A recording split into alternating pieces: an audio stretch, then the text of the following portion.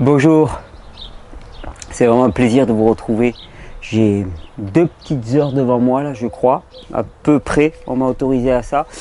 Je pense qu'on va en profiter pour épurer un petit peu les questions, toutes les questions que vous pouvez nous poser, que l'on peut se poser, parce que pour moi c'est pas une question que l'on pose à une personne, c'est pas une question que l'on me pose à moi, c'est une question qui est posée et qui demande une réponse.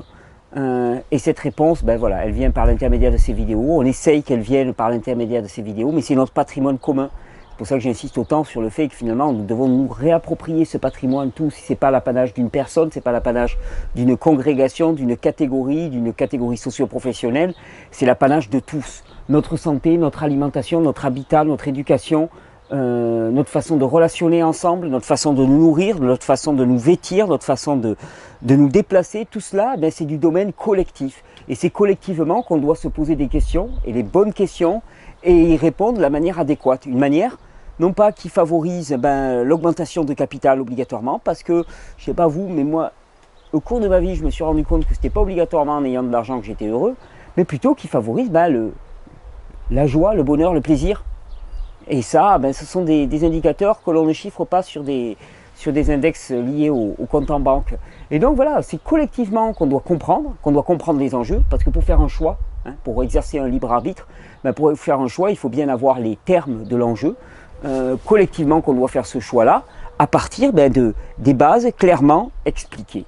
Alors j'essaye pour ma part, au niveau de la physiologie, d'apporter des éléments objectifs, des éléments basés sur la physiologie, simple, parce qu'en fait le corps humain est extrêmement simple, à la fois d'une complexité extraordinaire si on veut rentrer dans les détails, et extraordinairement simple dans son fonctionnement si on se contente de rester à l'humble rang qui nous a été donné, et c'est pas de la fausse humilité, c'est juste du pragmatisme, c'est-à-dire d'accepter aussi de garder sa position d'humain et de ne pas vouloir s'aventurer obligatoirement dans des domaines dans lesquels finalement on brille par notre jargon, par notre... Vous savez, on se fait mousser avec des connaissances, mais en fait, ça ne sert pas à grand-chose et on ne connaît qu'un pourcentage extrêmement petit du phénomène. Il y a une notion qui m'est chère, c'est, vous le savez, la nature humaine. Qu'est-ce que l'homme? Qu'est-ce que l'homme? Quels sont ses besoins? Qu'est-ce que la nature humaine? Qu'est-ce que la nature humaine? Quels sont nos besoins? Pourquoi l'homme a-t-il été créé? Pourquoi est-ce qu'il a été créé? Pour manger quoi? Pour se nourrir comment? Pour vivre comment? Pour avoir quelle action dans la vie? Et à partir de la connaissance de ça, on choisit de respecter, on choisit de ne pas respecter. Vous connaissez le truc. Mais après, au moins, on est en position de choisir. Alors que tant qu'on n'est pas en position de choisir, on fait des choix basés sur rien. Et puis après, on a l'impression que c'est un arbitraire si on se prend un mur. Non, c'est pas un arbitraire. Il y avait des lois, on les ignorait. Si on ne sait pas qu'il ne faut pas rouler plus vite que 90 km/h, vous savez, moi c'est typique, je fais régulièrement le trajet entre les Alpes de Haute-Provence et Perpignan, et il y a un tronçon là entre Montpellier et Béziers, où c'est limité à 110. Un tout petit tronçon où c'est limité à 110, alors que d'habitude je suis sur autoroute à 130. Je me suis fait ramasser plusieurs fois. Pourquoi? Parce que j'oubliais que sur cette portion-là, moi dans ma tête j'étais toujours à 130. Donc moi j'étais tranquille, je regardais mon régulateur de vitesse, hop, ouais 125, tranquille. J'étais dans les clous, bonne vitesse, j'étais à l'aise. Sauf que c'était plus du tout ce qui était prévu. J'étais en dehors, je croyais être bien et j'étais en dehors. Et donc là de ce coup, c'est pas de l'arbitraire, c'est juste que j'ignorais la loi. Et donc le but là, c'est quelque part qu'on s'enseigne mutuellement, qu'on s'enseigne ces lois. Et d'ailleurs, vous allez voir, on va embrayer tout de suite. En plus, je suis bien muni. On vient. Oh.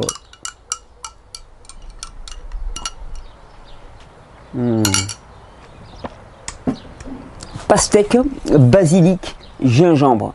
C'est le PBG. Après les PDG, voilà les PBG. Le PBG, pastèque, basilic, gingembre. Un petit coup encore là pour le plaisir.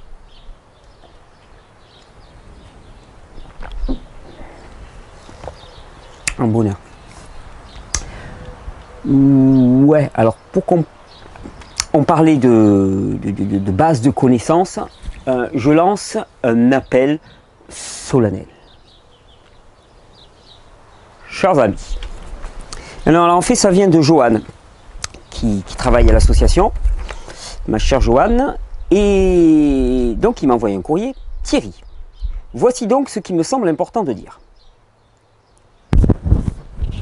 En vue du nouveau site regenere.org. Alors la date de lancement officielle, hein, on va faire un grand lancement, ça sera au 1er septembre. On a préféré retarder un petit peu pour qu'il soit complet en termes de fonctionnalité. On avait encore des choses à régler, dont celle-ci dont je vais vous parler, qui était importante pour nous. Et donc, lancement officiel le 1er septembre. Le 1er septembre, vous pouvez vous attendre à quelque chose de beau, de gros, de puissant et qui va nous servir à tous pour améliorer les recherches, le fonctionnement avec des espaces de forum. Le forum sera bien présent, des espaces régionaux, des pages régionales par personne. Enfin, vous allez voir, ça va être extraordinaire.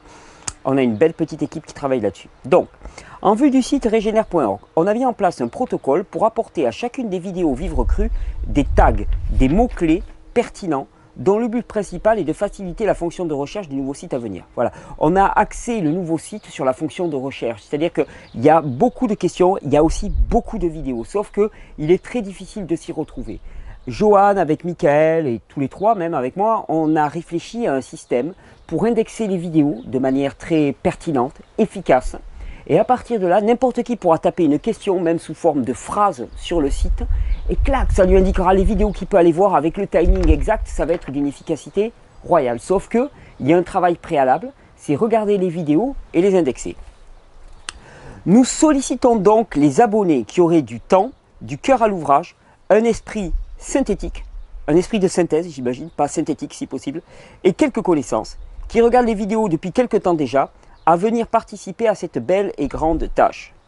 L'idée étant que chacun d'entre vous qui souhaite participer va recevoir une liste de 5 vidéos à regarder, va donc les revisionner et choisir des mots-clés en fonction des thèmes abordés par la vidéo et nous retourner ces infos dans un délai précis. Environ 500 vidéos et des brouettes. Si vous êtes 100 à nous aider, ce travail va se faire très rapidement et ça va être essentiel. Alors pour vous expliquer un peu plus le contexte, toute personne qui se proposera, je vais vous donner l'adresse où il faut s'adresser pour se proposer à cette aide et c'est vraiment très important pour nous et je vous remercie vraiment parce que seul on ne va pas y arriver. Or cet outil-là, moi je ne le fais pas pour moi a priori, mais je le fais pour nous tous et vraiment c'est une base de données qui pour moi est essentielle. Donc chaque personne qui se déterminera va écrire à une adresse, Johan lui répondra, ils se mettront d'accord et à ce moment-là elle lui enverra une fiche qui est très bien faite avec d'abord toutes les instructions, comment faire, quels mots-clés choisir. On a toute une liste de mots-clés actualisés sur internet, comment proposer de nouveaux mots-clés si on en a besoin, qui seront validés ou pas. Voilà, il y a toute une fiche. C'est simple, hein, c'est pas extrêmement compliqué, il n'y a pas besoin d'avoir Félix pour comprendre ça, mais une fiche simple qui va vous permettre de comprendre le protocole, vous serez complètement guidé. Ensuite, bien une liste de 5 vidéos qu'il vous faut traiter, 5 vidéos, vous les remplissez, il y a une fiche aussi à remplir pour indiquer les tags que vous avez choisis pour la vidéo, et vous le renvoyez à Johan. Et puis ceux qui veulent en faire plus de 5, à nouveau on leur en renvoie 5 et ainsi de suite. On va faire ça tout le mois de juin-juillet. Donc, pour ceux qui sont intéressés de participer à cette formidable aventure d'indexage des vidéos, merci de contacter Johan à l'adresse mail suivante. Alors, je l'écrirai sur l'écran. C'est tag, T-A-G, .regenere, R-E-G-E-N-E-R-E, tag.regenere, @gmail.com.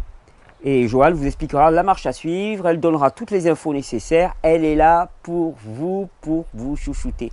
Non mais sérieusement, 100 personnes, c'est pas grand chose vu le nombre extraordinaire, on est quasiment 30 000 je crois à suivre le site, c'est un truc, c'est juste impressionnant, je ne sais pas si vous vous rendez compte, j'ai regardé ça ce matin pour... voilà, comme ça je passais regarder un petit peu le nombre de personnes qui suivaient les vidéos et tout. En février dernier, on était 15 000, là on est 30 000. C'est juste absolument sidérant de voir à quel point finalement ça... Voilà, ce message passe à tous les niveaux. J'ai des nouvelles, des belles nouvelles, je veux pas. Les belles nouvelles, c'est le stage au Maroc qui va se faire. Je l'annonce à tous les Marocains qui regardent ça. On va faire un stage à Marrakech. Au mois de novembre, c'est officiel. Et puis il y a des gros projets sur le Maroc. On a trouvé des gens qui visiblement sont touchés par le message et ont à cœur de nous aider matériellement, financièrement, avec des conditions assez exceptionnelles. Donc il se pourrait qu'il y ait vraiment du très nouveau. Donc Marrakech, je l'annoncerai début septembre, hein, et puis on va faire en sorte Marrakech que ça soit vraiment accessible à tout le monde. Vous allez voir, il va y avoir ça sera vraiment un stage ouvert à tous. crois qu'on aura une centaine de places, donc ça sera vraiment largement ouvert pour former un maximum de personnes qui vont pouvoir ensuite porter le message sur le Maroc. Ça me touche beaucoup. Il y a aussi, j'annoncerai ça en fin de semaine, peut-être ou en début de semaine prochaine. J'ai été contacté par Laïla, que certains d'entre vous connaissent, qui avait témoigné dans une vidéo de sa bataille réussie contre le cancer du sein. Et Laïla, elle a fédéré autour d'elle énormément de gens qui ont été touchés par son témoignage, par son feu, par son énergie.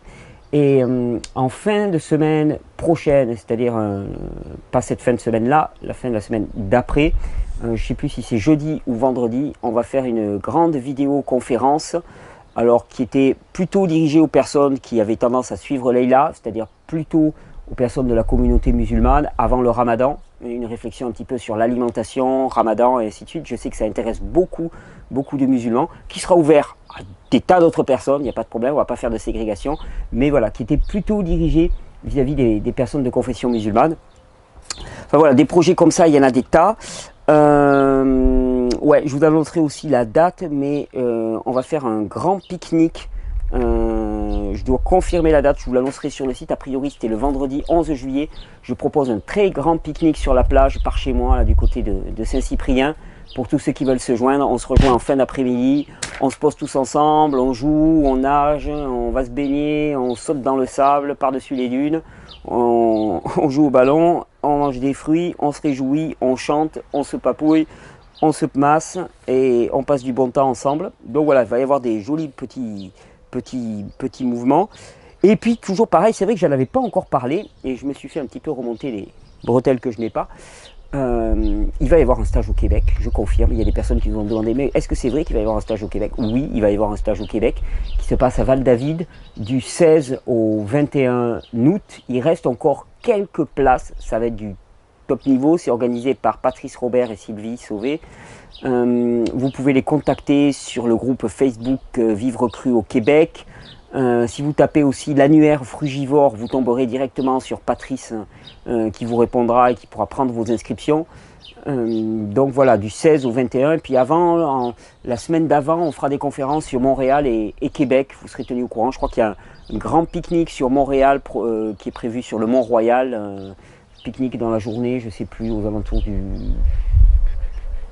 8 ou du 9 août, quelque chose comme ça. Nous, on devrait arriver vers le 7 août au Québec. Donc voilà, on va tous se rencontrer, il va y avoir des belles choses pour la rentrée. Et aussi, on nous pose la question régulièrement pour les DVD du cours de niveau 1. J'ai parlé avec l'équipe vidéo qui doit faire tout le montage, l'équipe qui s'occupe de la transcription écrite. Le niveau 1 vidéo sera disponible selon toute vraisemblance au 1er septembre. Je vous en parlerai tout début septembre ou fin août. Bien qu'au mois d'août, on va faire une petite pause puisqu'on sera au Québec. Je mettrai peut-être 2-3 vidéos, mais on va surtout se concentrer à être au Québec, au Canada, se balader un petit peu aussi, faire une mini pause. Mais donc le DVD, le cours de niveau 1 à distance sera disponible et c'est parce qu'on aura suivi ce cours de niveau 1 en réel ou à distance qu'on pourra accéder au niveau 2 et 3 qui seront en octobre. Pareil, les inscriptions, ça va être dans quelques jours, on va l'annoncer sur le site. Donc tout ça, ça arrive. À propos de stage, je tenais à citer aussi un coup de cœur aux copains. Bernard Bordas, dont vous aviez vu une vidéo il y a peu de temps, qui m'a annoncé un petit peu ses camps de stage été juillet-août 2014. Alors j'ai les dates, je vais mettre le papier, je vais mettre le document, et il m'a envoyé un super document avec des photos et tout de ce qu'ils y font. Je vais vous mettre le document en dessous de la vidéo en lien. Les stages de Bernard, c'est quelque chose d'assez exceptionnel puisque c'est à la fois toute son expérience en matière de technique, d'amélioration du corps, mais avec une réflexion et une maturité qui fait qu'on n'est pas dans la violence, on est dans l'écoute, on est dans le développement d'aptitudes et non pas dans le développement de muscles. C'est-à-dire qu'on cherche la fonctionnalité et non pas le développement musculaire et la masse. Ils font des jus avec des plantes sauvages au maximum, faits à la main puisqu'il n'y a pas d'électricité. Voilà, ils autoconstruisent leur habitat, c'est vraiment un rapport avec la nature, en prise directe avec la nature. Le physique, la vie simple, la vie sauvage, c'est quelque chose que j'apprécie énormément. Énergétisation avec des exercices de respiration, méditation, partie activité physique, nourriture crue à dominance sauvage, des cours de cuisine, la possibilité pour faire le point, des temps de repos, lecture, discussion, mini-conférence, voilà. Et en juillet, il fait un niveau 1, 2, 3 et 4 tout le long du mois de juillet. Et en août, un niveau 1, 2, 3 et 4. Je mettrai le lien, là je n'avais pas mis son lien Bernard, je mettrai le lien ainsi que la fiche en dessous de cette vidéo. Ok, mais je crois qu'on est parti. On est parti pour un question-réponse. J'espère que j'ai pas trop mangé de temps dans cette introduction. Non, ça va. On est parti pour un question-réponse. On se recharge un peu.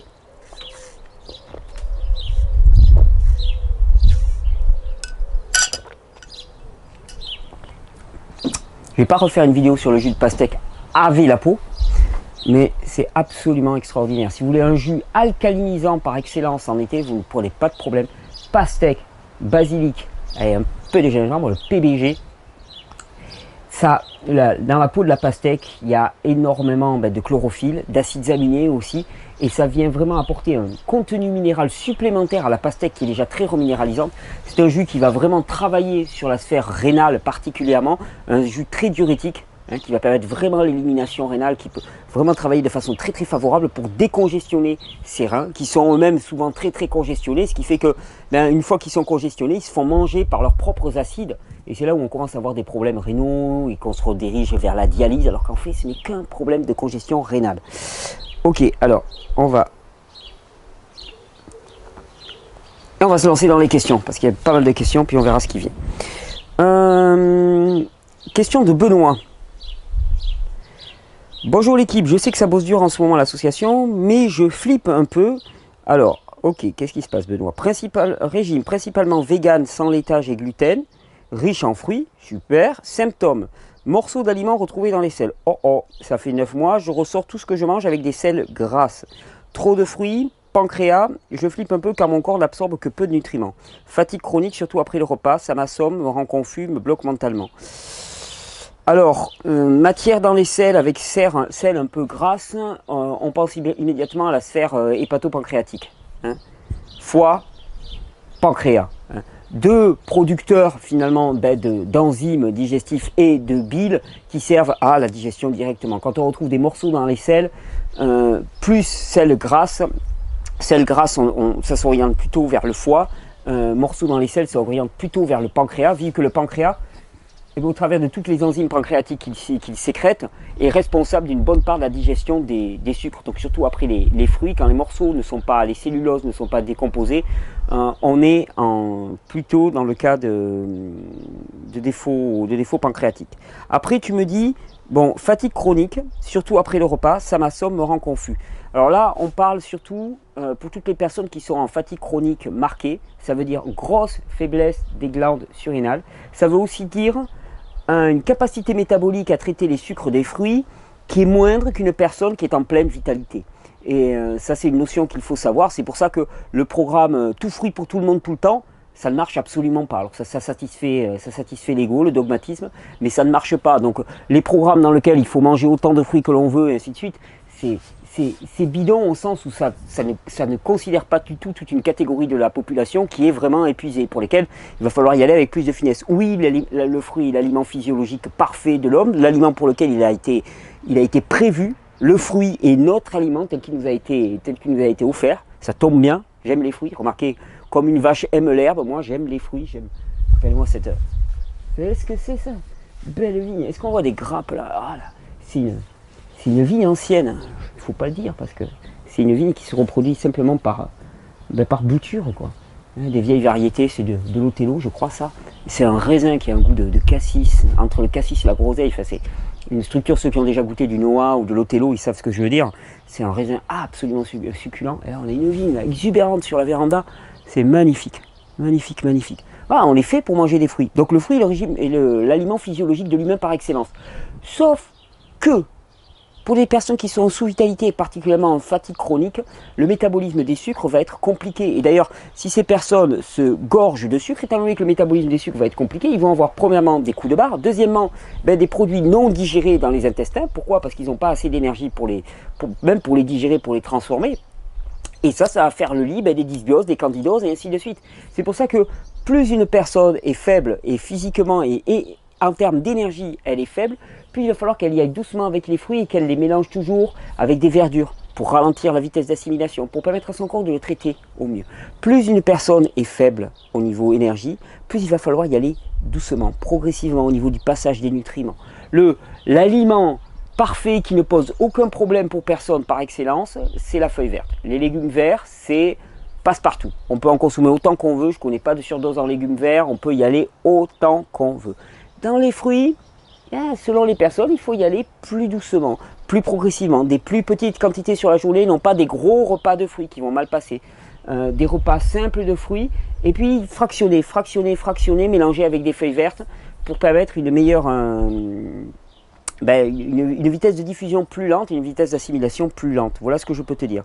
Donc oui, pancréas, trop de fruits, je ne sais pas ce que ça veut dire. Tu manges la quantité de fruits qui est adéquate, qui correspond à tes besoins.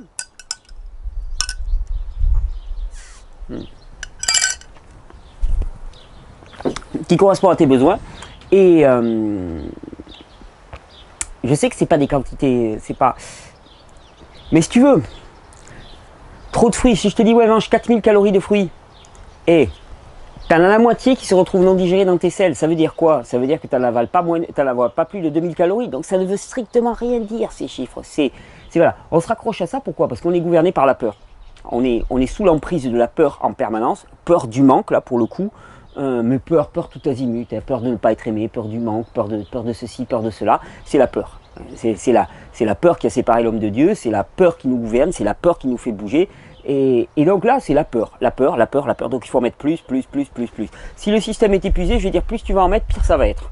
Donc c'est même délétère. C'est pour ça que je me lève aussi souvent quand même contre ces conseils, parce que à la limite, s'ils étaient improductifs, ça serait pas grave, mais pour moi, ils sont dangereux. Donc là, c'est un peu plus embêtant. Donc, moi, si j'étais toi, qu'est-ce que je ferais? Je remonterais mes surrénales un maximum. SMS, plante adaptogène, mélange pour les surrénales. Pour les fruits, j'irai en plus petite quantité, plus fractionné. Des plantes pour le foie aussi. Tu as un mélange diacol qui marche bien. Tu peux prendre du desmodium aussi. Chardon-marie dans les jus, si tu en as encore, tu bases du chardon-marie. Jus avec de la betterave aussi, excellent. Pour le pancréas, tout ce qui est plantes sauvages, un petit peu tonique amer. De toute façon, toutes les plantes sauvages, verdures sauvages qui vont être amères, ce goût amer, c'est sphère hépato-biliaire. Sphère hépato-pancréatique. Donc ça va avoir une action très très favorable à ce niveau-là. Donc jus de plantes sauvages pour améliorer. D'ailleurs tu peux te prendre des jus de plantes sauvages avant, un petit verre de jus de plantes sauvages bien amer avant de manger tes fruits. Tu vois, ils seront d'autant plus sucrés. Tes fruits, ça sera la moindre cerise, ça sera une explosion dans ta bouche. Et à côté de l'amertume, c'est c'est bon, c'est pour ça. Et donc pour stimuler le fonctionnement pancréatique, le fonctionnement du foie, soutenir ça avec des plantes, avec du repos, soutenir les glandes surrénales et ça devrait rentrer dans l'ordre. Mais voilà, ne charge pas trop Benoît sur les fruits. Alors,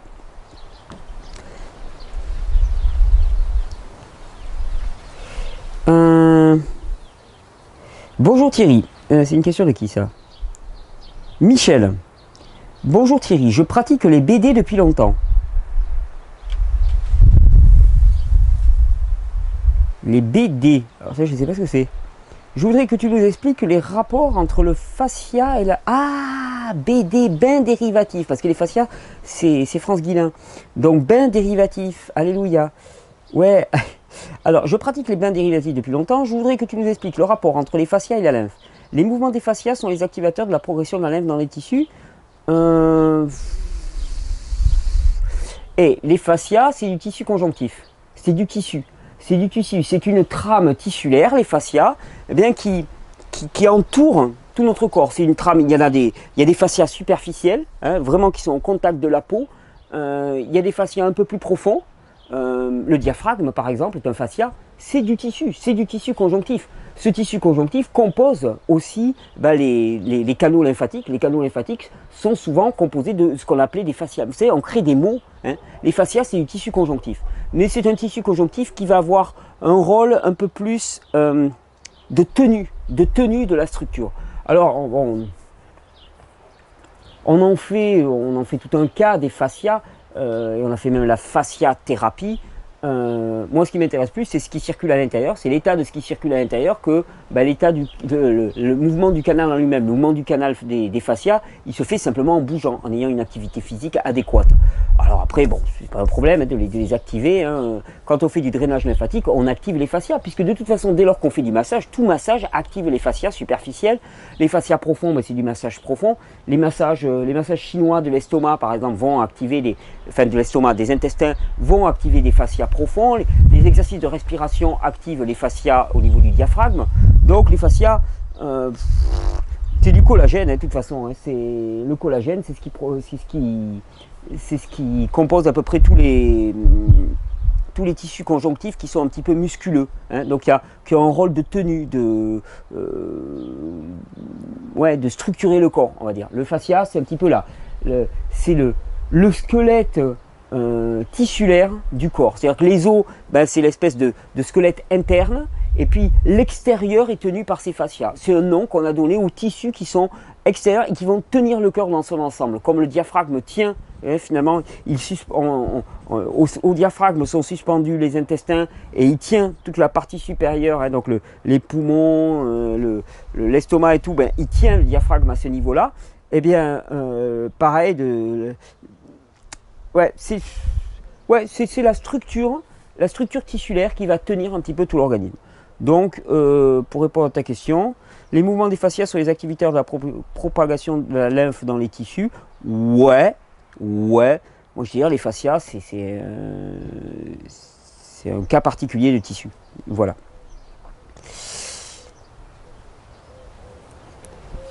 Question de Véronique, pardon.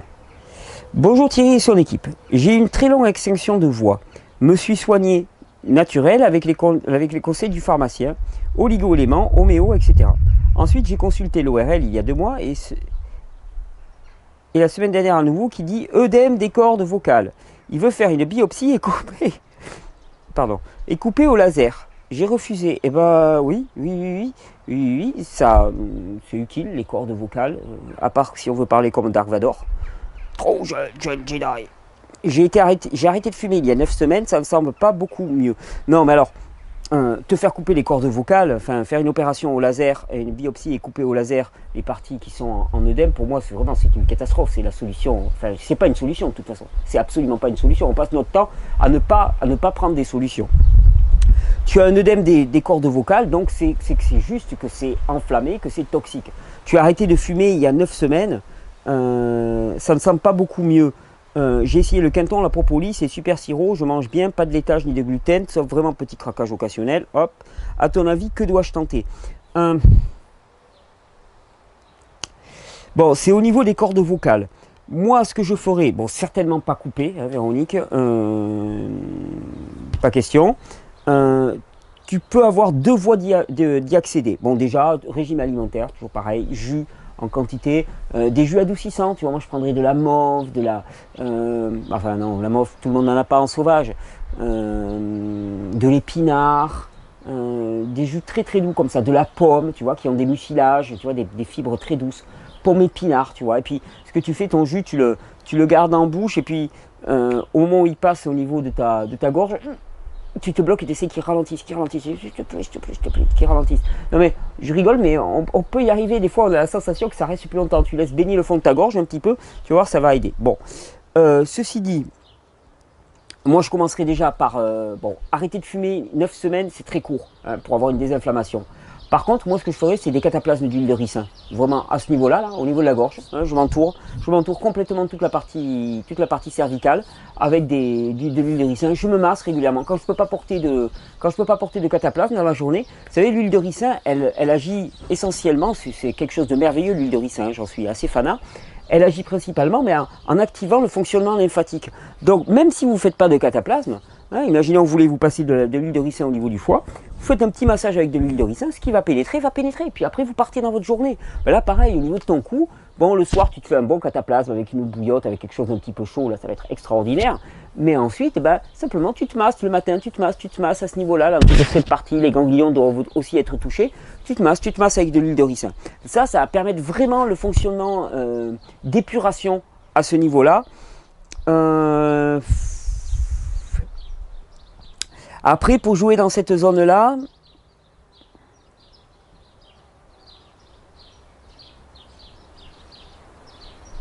ouais, tu as commencé ce matin une cure d'argile de 3 semaines donc en interne, c'est une bonne idée. Mais dis-toi que de toute façon, si c'est touché au niveau des cordes vocales, globalement, de toute façon, tout le système digestif va être là aussi encrassé certainement. Donc il y a quelque chose à faire à ce niveau-là.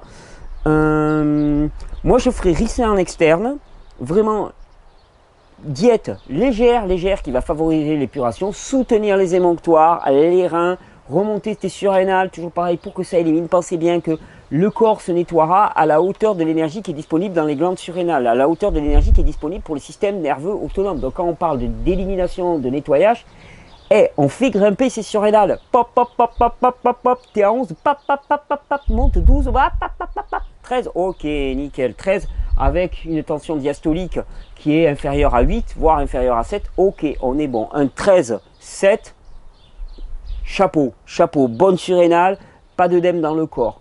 13, 8, 13, 9, là, tout de suite, pour tous ceux qui suivent le cours niveau 1 ou ceux qui auront le DVD, vous verrez, on explique exactement à quoi correspond la tension. 13, 8, 13, 9, tout de suite, on comprend qu'il y a de l'œdème et qu'en fait le 13, il ne correspond pas à un 13 et que ce n'est pas une puissance réelle des glandes surrénales et qu'on va plutôt être dans un cas de fatigue. Tout ça, ça demande à être explicité. On y revient largement dans le cours. Moi, je mettrai tout sur l'huile de ricin pour toucher l'œsophage, enfin pour toucher les cordes vocales qui se situent un petit peu en arrière de l'œsophage. Hein. C'est vrai que même les jus ne vont pas avoir. Non, l'huile de ricin. L'huile de ricin, ça me paraît le mieux. Vraiment pour agir localement. En plus, elles ne sont pas situées très très loin là sous la peau, donc ça va bien pénétrer. Je pense que ça serait l'action la plus efficace, en plus du régime alimentaire, bien sûr. Mais s'il y a un œdème à ce niveau-là, c'est que de toute façon, toute la gorge est enflammée, tout le système digestif est enflammé, toute la partie supérieure est enflammée. Hein. De toute façon, le tabac est un poison violent. Un poison violent en vente libre et sur lequel l'État se fait de l'argent, mais c'est un poison violent. Et tu peux marcher au PBG aussi. Pour activer la sphère rénale, ça va être une très très bonne idée. Donc moi je suspecte que si tu as les cordes vocales qui sont enflammées, hein, puisque œdème égale inflammation, puisque l'inflammation est un processus dans lequel est un processus régulateur, hein, dans lequel on voit apparaître de l'œdème, de la vasodilatation, de l'élévation de température, ainsi de suite. L'œdème fait partie de la réponse adaptative qui s'appelle inflammation. Donc, moi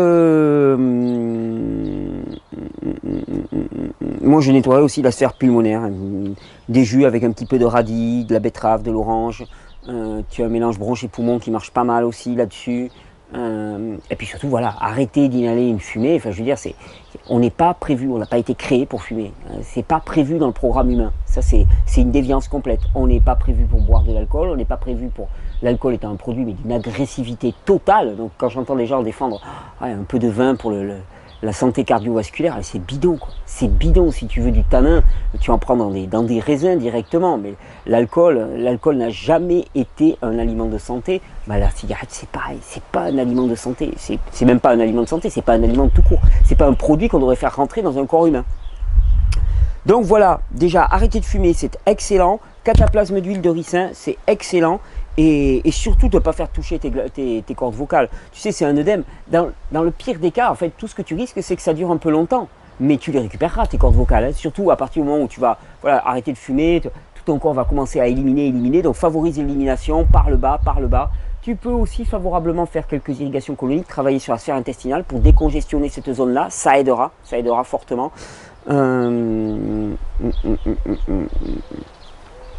Voilà moi ce que je ferais si j'étais à ta place. Alors, Michael.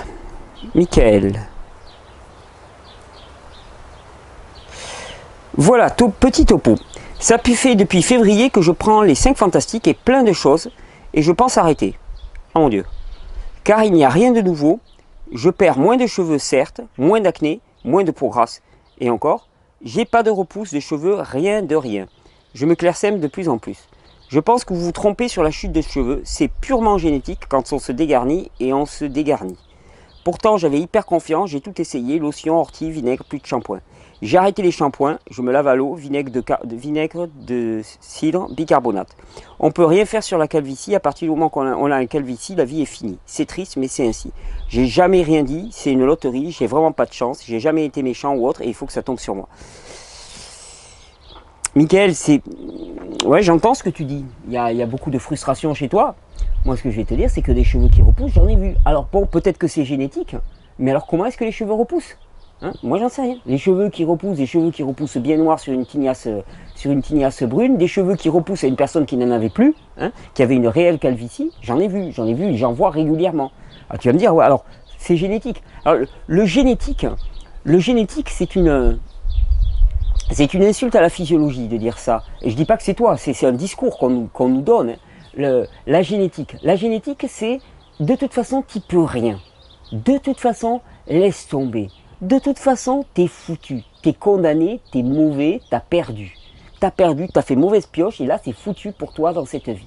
La génétique, c'est le comble de la violence. C'est-à-dire quand on te rétorque la génétique n'est rien face à l'épigénétique. La génétique, elle ne tient pas un instant face à l'épigénétique. Expression en fonction de l'environnement de notre code génétique. Donc moi, quand on me parle de génétique pour la chute des cheveux, je dis bidon. Et je maintiens bidon. Malgré ce que tu dis, Michael, je pense que c'est difficile à entendre de ta part, mais c'est bidon. Ce n'est pas génétique, c'est avant tout minéral et endocrinien. C'est-à-dire que quand on a un système endocrinien qui est faible, qui est dérégulé surtout au niveau des glandes surrénales, et qu'en plus on a une déminéralisation très forte, particulièrement à ce niveau-là, eh bien on a de la calvitie. Tu as, depuis février, donc ça fait... Allez, février, mars, avril, mai, 4 mois. Ok, je ne sais pas quel âge tu as, Michael. Je ne sais pas du tout. Mais tu dois avoir au moins plus de 20 ans. D'accord? 20 ans d'atteinte à cette merveilleuse création qu'est notre corps. Ce temple qu'on ne devrait jamais profaner. Eh bien, 20 ans d'atteinte sur le corps contre 4 mois de régénération. Eh mais, c'est juste pas assez. C'est juste pas assez. Ça peut paraître extrêmement vu de l'extérieur. Voilà, au départ, on peut se dire mais ce mec il est complètement allumé, il nie les évidences. Mais je nie pas les évidences. Je sais comment fonctionne le corps humain. Donc, je sais que ça va fonctionner comme ça. Je m'attends à ce qu'il y ait ça. Et si tu dis, imaginons, tu prends une boîte, ok, tu mets une pastèque dedans, tu refermes ta boîte, tu mets ta pastèque dans le coffre de ta bagnole, tu pars en balade. Quand tu vas t'arrêter pour pique-niquer, tu vas prendre ta boîte pour aller la poser à l'endroit où tu vas pique-niquer. Je ne vérifie pas s'il y a la pastèque. Je sais qu'elle est dedans. Je le sais parce que je l'ai vu, parce que je l'ai mis, parce que j'ai compris. Et là, c'est exactement la même chose. Je sais comment fonctionne le corps humain, je sais ce qui préside à la chute des cheveux et à la calvitie, je sais quelle est l'expression épigénétique qui est bien au-delà de l'expression génétique, et donc je sais que tout ça, c'est juste une question de temps. C'est une certitude qui s'appuie sur des connaissances, ce n'est pas une certitude béate liée à une croyance illusoire, c'est une certitude qui s'appuie sur une connaissance de la physiologie. Connaissez le fonctionnement du corps humain, connaissez la façon dont nous avons été créés, et vous serez libre, vous connaîtrez la vérité. C'est juste ça, la vérité du fonctionnement du corps humain. Il n'y en a pas 36, il n'y a pas de relativisme. L'espèce de relativisme ambiant, il est là juste pour nous perdre encore et encore. Il n'y a pas de relativisme, il y a de la vérité. La vérité avec un grand V, il n'y a pas 36 vérités, il n'y a pas, oh mais il y a celle-là, puis il y a celle-là, puis il y a celle-là. Non, c'est faux, il y a une vérité, il y a une grande vérité. Et le reste, ce ne sont que des élucubrations, des opinions, des batailles d'influence basées sur la peur. D'ailleurs, ça se témoigne souvent par de l'agressivité. Donc, preuve que c'est basé sur de la peur, de l'agressivité, de la calomnie, de la diffamation, de travestissement. Michael, tes cheveux vont repousser. Enfin, plouf plouf. Michael, si j'étais à ta place, je me dirais. Donc, je suis à la place de Michael. Michael, tes cheveux vont repousser. Simplement, 4 mois, c'est peanuts. Ça, c'est cacahuètes, c'est pas grand-chose. Par rapport à tout ce qu'il y a eu préalablement. Et ça, c'est toujours la même chose. Je l'explique encore et encore. Regardez. Plouf, plouf. Tout à l'heure, temps de grâce. Oh, le bon vieux temps. Le niveau était là. D'accord? Imaginons que l'individu a un niveau d'énergie qui est à ce niveau-là, ou un niveau de déminéralisation qui est à ce niveau-là. Et le top du minéralisation, c'est là. Hein? Et puis qu'il y a un petit trouble de déminéralisation qui est témoigné parce qu'il a perdu ça. Okay? Qu'est-ce qu'il va lui falloir comme minéraux pour remplir? Ben ça. Imaginons qu'un individu soit là, qu'est-ce qu'il va lui falloir comme minéraux? C'est ça. Et je ne sais pas où tu as démarré. Je suppose que si tu avais une calvitie, tu étais même plus loin que moi dans la bouteille. Eh ben maintenant, il faut remonter la pente. Enfin, il faut. Non, il ne faut pas. Tu peux...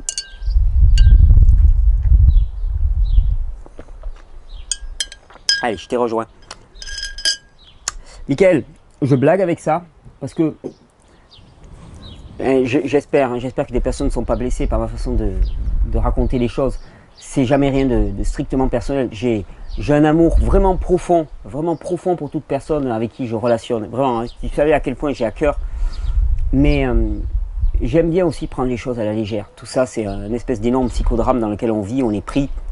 Et ne pas avoir de cheveux, c'est embêtant. Ce qui m'en paraît plus embêtant, c'est ce que ça entraîne chez toi. C'est-à-dire quand tu me dis la vie est finie, c'est triste mais c'est ainsi, j'ai jamais rien dit, c'est une loterie, j'ai vraiment pas de chance, j'ai jamais été méchant, il faut que ça tombe sur moi. Tu sais, je vais te citer un petit passage de la Bible. Il y a un truc qui est extraordinaire et j'entendais quelqu'un là ce dimanche là un pasteur qui en parlait et ça m'a remarqué. On est souvent victime d'une pensée de l'immobilisme et de la victimite. Et je te dis ça pour toi, je te dis ça pour moi en permanence. Et il y a un passage dans les évangiles où Jésus, il va à la piscine avec ses copains. C'est tout ça, il voulait se faire quelques brasses. Il va à la piscine. Alors en fait, c'est une eau où finalement quand les gens y vont, eh bien, ils sont guéris. Alors, en tout cas, c'est une eau miraculeuse. Elle est réputée comme ça. Et puis il y a un paralytique. Le mec, il a 38 ans. Ça fait 38 ans qu'il est sur le bord de la piscine. Il n'est pas allé dans la piscine. Alors que normalement, d'après ce que disent les gens, bah, tu vas dans cette piscine, après, tu es libéré. Je dis, et Jésus va le voir. Il lui dit, est-ce que tu veux être guéri? Et l'autre, tu sais ce qu'il lui répond? Il lui dit pas, ouais, tu rencontres le Christ. Il te dit, est-ce que tu veux être guéri?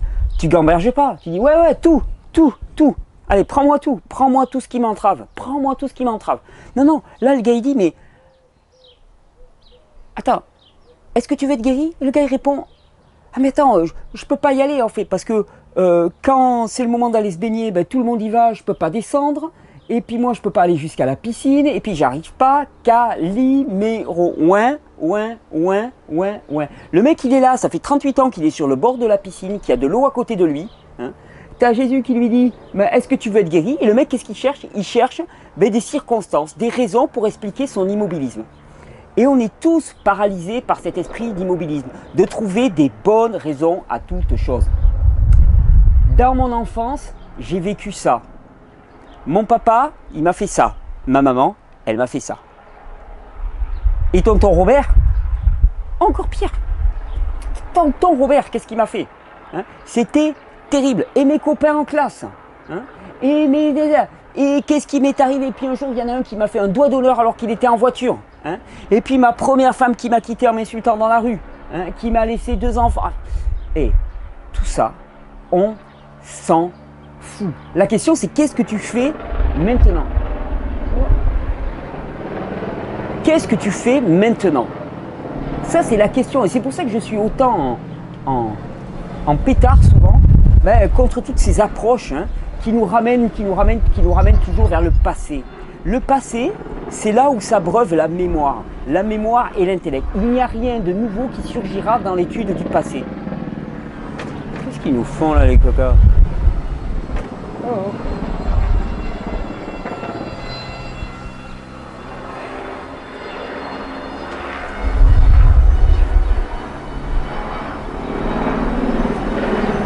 Ça s'appelle prendre des photos, ça. Alors, il n'y a rien de nouveau qui surgira de l'étude du passé. C'est pour ça que je suis autant contre toutes ces approches qui nous ramène sans cesse à notre généalogie, à notre histoire, juste pour que on soit paralysé par cet esprit d'immobilisme. Parce qu'une fois qu'on le sait, on se dit ah mais c'est normal qu'actuellement je réagisse comme ça. C'est normal. Pourquoi c'est normal? Parce que quand j'étais jeune, il m'a fait ça. Il m'a fait ça. Et il m'a fait ça. Alors c'est normal maintenant que je réagisse comme ça. C'est normal que je sois en colère. C'est normal que je mange n'importe quoi. C'est normal. C'est normal. C'est normal. Et on se laisse paralyser par cet esprit-là. Alors que la solution, elle est juste là, devant nous. C'est de sauter dans la piscine. C'est de s'y plonger, de ne pas calculer, d'y sauter dans cette eau revivifiante et d'y aller franchement et d'oublier le passé, d'oublier tout ce qu'on a fait. Et cet esprit d'immobilisme, il nous paralyse tous. Là, Michael, tu es en train de te faire attaquer, entre guillemets, par cet esprit-là. Il est fonctionnel en toi, là, actuellement, comme il est fonctionnel en chacun de nous tous à tous les moments de la vie. Là, effectivement, pendant 4 mois, tu as bien fait les choses, tu as eu... Moi, je t'encourage à rentrer plus profond encore dans la compréhension de la physiologie. Parce qu'une fois que tu auras touché la vérité de la physiologie, tu ne seras pas en train de faire ça parce que Thierry l'a dit, tu seras en train de faire ça parce que tu l'as compris. Et ça, pour moi, c'est vraiment essentiel. C'est-à-dire, je ne désire vraiment pas que les gens changent de régime alimentaire parce que je leur ai dit de changer de régime alimentaire.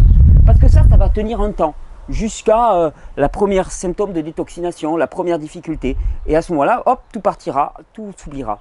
Non, moi ce que je veux, c'est que les gens changent à partir d'une connaissance. C'est-à-dire que peu importe, je pourrais me mettre à faire des vidéos où je fais des recettes de pizza en compagnie de Maïté, et vous continueriez à manger cru. Vous diriez juste, le gars, il a pété les plombs. C'est tout. Ou c'est le 1er avril, il est en train de se faire une grosse blague. Ça serait juste ça. Donc, c'est pas une idéologie, c'est une compréhension. Michael, tes cheveux, ils peuvent repousser à partir du moment où le contenu minéral et le contenu en termes d'énergie du corps sera là. Il n'y a pas de dégradation dans le corps qui soit irréversible. Les seules limites à la régénération, c'est les limites de notre foi, c'est les limites de notre confiance. Les seules limites à la régénération, c'est la peur. La peur qui nous prend un moment et qui nous persuade « Non, ça ne va pas marcher pour toi. Ça ne va pas marcher pour toi et ça ne marchera jamais. T'es foutu. » Donc laisse tomber. Mange n'importe quoi, fais n'importe quoi. Laisse tomber. Laisse tomber, ça ne sert à rien. Regarde, tu as fait ça pendant 4 mois, ça n'a pas porté ses fruits.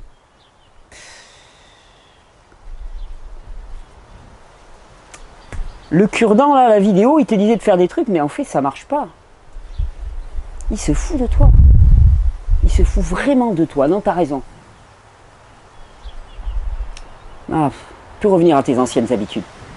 Voilà ce que tu entends. Voilà ce que tu entends dans ta tête. Et voilà ce qu'on entend tous à certains moments de notre vie, dans différents domaines, qui nous font, qui nous cajolent, qui nous disent, non, ça marche pas, laisse tomber. Oui, mais ça, vers quoi ça t'attire, Michael? Parce que si tu avais une calvitie, est-ce que tu crois que la situation va pouvoir s'arranger en continuant comme tu faisais avant? Certainement pas. Dans ce que je te propose dans ces vidéos, dans cette compréhension de la physiologie, ce qu'il y a, c'est une voie de sortie. C'est le plongeon dans la piscine.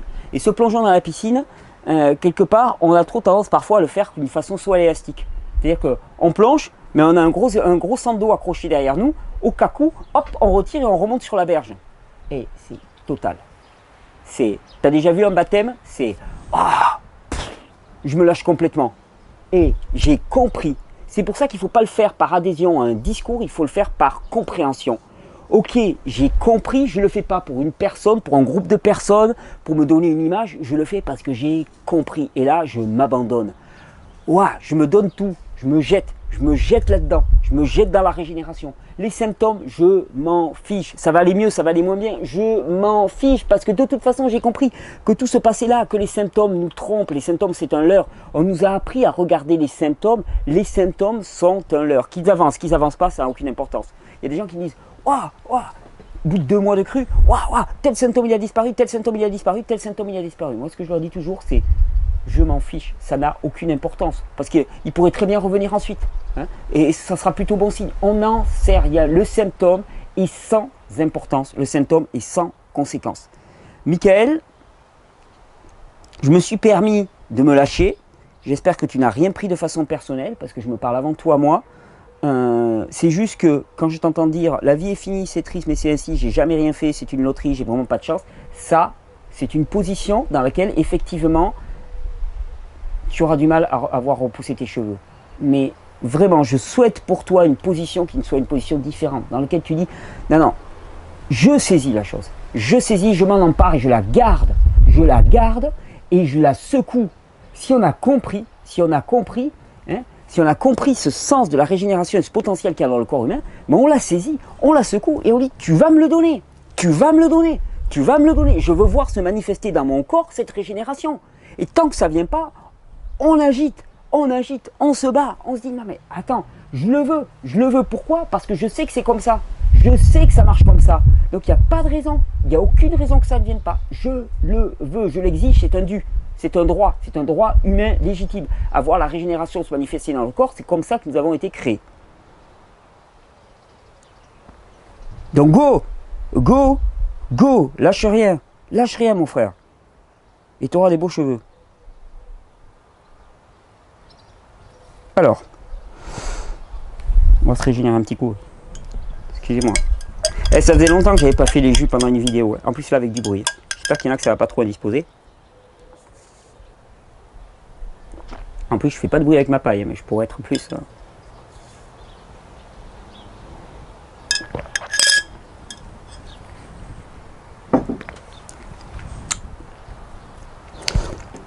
Bonjour Thierry et l'équipe.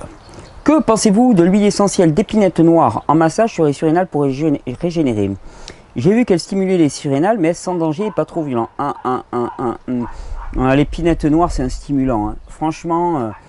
Va sur le net, si tu regardes épinette noire en huile essentielle, on va te dire waouh, ça te remplace le café. Oh, pas bon. Pas bon. Si ça te remplace le café, pas bon. Pas très bon signe du tout. C'est un stimulant, un fort stimulant. Moi, j'éviterai. Je prendrai pas des stimulants. Par contre, l'huile essentielle de basilic sacré, qu'on appelle Tulsi en Inde, une plante magistrale de la pharmacopée indienne. Et la pharmacopée indienne. Tu sais, je suis en admiration devant les Indiens, leur connaissance de l'herboristerie. J'étais en train de travailler là sur des formules de plantes, des nouvelles formules de plantes, et vraiment cette connaissance de l'herboristerie, le brahmi, c'est lequel avec lequel je travaillais là, le Mouria Prunia, enfin voilà, c'est Mucuna pruriens aussi, qui est absolument fabuleux, l'ashwagandha, enfin, ce sont des plantes extraordinaires. Donc le tulsi c'est une plante, donc le basilic sacré, tu peux en trouver sur le net de l'huile essentielle de basilic sacré, extraordinaire, parce que c'est un endocrino régulateur. C'est pas un endocrino stimulant, c'est un endocrino régulateur. Pas de stimulation, c'est du soutien, c'est de l'harmonisation. Quand on comprendra qu'on ne peut pas sortir d'un état d'hyper-agression au corps, parce que c'est ce qu'on vit toute notre vie, jusqu'à ce que finalement on comprenne que c'est pas en tapant et en cravachant le cheval qu'on va arriver à avoir un cheval en bonne santé. Eh bien, le jour où on comprend ça, c'est pour ça qu'il est important de se lancer dans une démarche de douceur, d'écoute, non pas avec des stimulants pour avoir un résultat coûte que coûte, parce qu'on le paye très cher. Pour remonter des glandes surrénales, selon l'état, c'est exactement comme avec les minéraux, hein, selon l'état d'atteinte de ces glandes surrénales, je dois faire une vidéo là-dessus. Je dois faire une vidéo sur l'iridologie, je dois faire une vidéo là-dessus, promis. Je dois finir la vidéo aussi sur les enfants, promis. Et revenir sur les protéines, promis.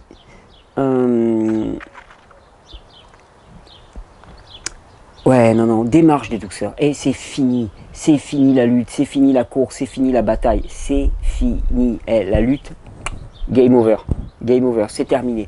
Endocrino-régulatrice, oui. Adaptogène, oui. Stimulante, non. En tout cas pour moi, non.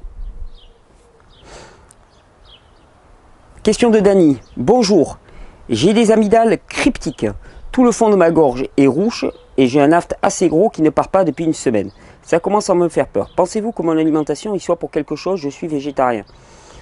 Ah, de toute façon, j'en sais rien, là il n'y a pas assez d'éléments, mais de toute façon c'est soit ton alimentation, soit ce que tu fumes, soit ce que tu bois. Hein, au niveau des amygdales, on parle pas... De toute Pourquoi est-ce que quelqu'un a mal?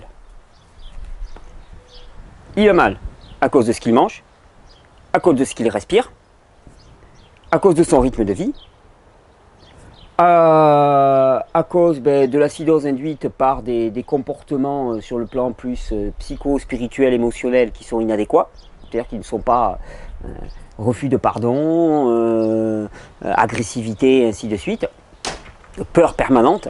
Là aussi, ça peut être un cercle vicieux parce que la peur permanente se base sur des glandes surrénales qui sont fatiguées. Glandes surrénales qui sont fatiguées, ça va faire peur permanente qui va générer ça. Bon, hein. Mais pourquoi est-ce qu'un individu va mal? Un individu est par essence, hein, quand il sort de chez le constructeur, il est parfait dans son... Enfin, il devrait être parfait dans son fonctionnement. Vous l'avez vu avec la vidéo sur les enfants. Le problème, c'est que il y a des greffes chez le constructeur et puis il y a des pièces qui manquent. Hein. Donc, la voiture, quand elle sort chez le constructeur, des fois, il manque le levier de vitesse, il manque un petit bout par-ci, un petit bout par-là, parce que chez le constructeur, c'est déjà en sale état. L'usine est en train de fermer, elle est en train de faire faillite. Hein. Donc, le fonctionnement quand même du corps humain par défaut est un fonctionnement adéquat, sur tous les plans. Donc, s'il y a un problème d'inflammation au niveau de ta gorge, tu es végétarien, si c'est du lacto-végétarisme, ne va pas chercher, c'est les produits laitiers qui sont un poison pour la vie. Sinon, c'est les céréales aussi qu'il faudra aller checker parce que les végétariens mangent beaucoup de céréales, beaucoup de produits laitiers. Je l'ai déjà dit, le régime végétalien, la vie claire, est une catastrophe pour l'organisme. Vraiment une catastrophe pour l'organisme. Et c'est là où on rentre dans des logiques idéologiques, hein, parce qu'effectivement, on veut préserver les animaux, super. Mais si c'est pour tomber dans la peur de la carence en protéines, de la carence tout court, et j'ai rarement vu plus inquiet par rapport à leur régime alimentaire que chez certains végétariens, qui complètent, qui complémentent avec force produits concentrés, antiphysiologique au possible. Donc moi j'irai voir à ce niveau-là, sinon, là les amygdales c'est la congestion, de toute façon, congestion au niveau des intestins, congestion à ce niveau-là, va voir l'alimentation, je pense que ça devrait déjà pas mal résoudre le problème. Question de Julien.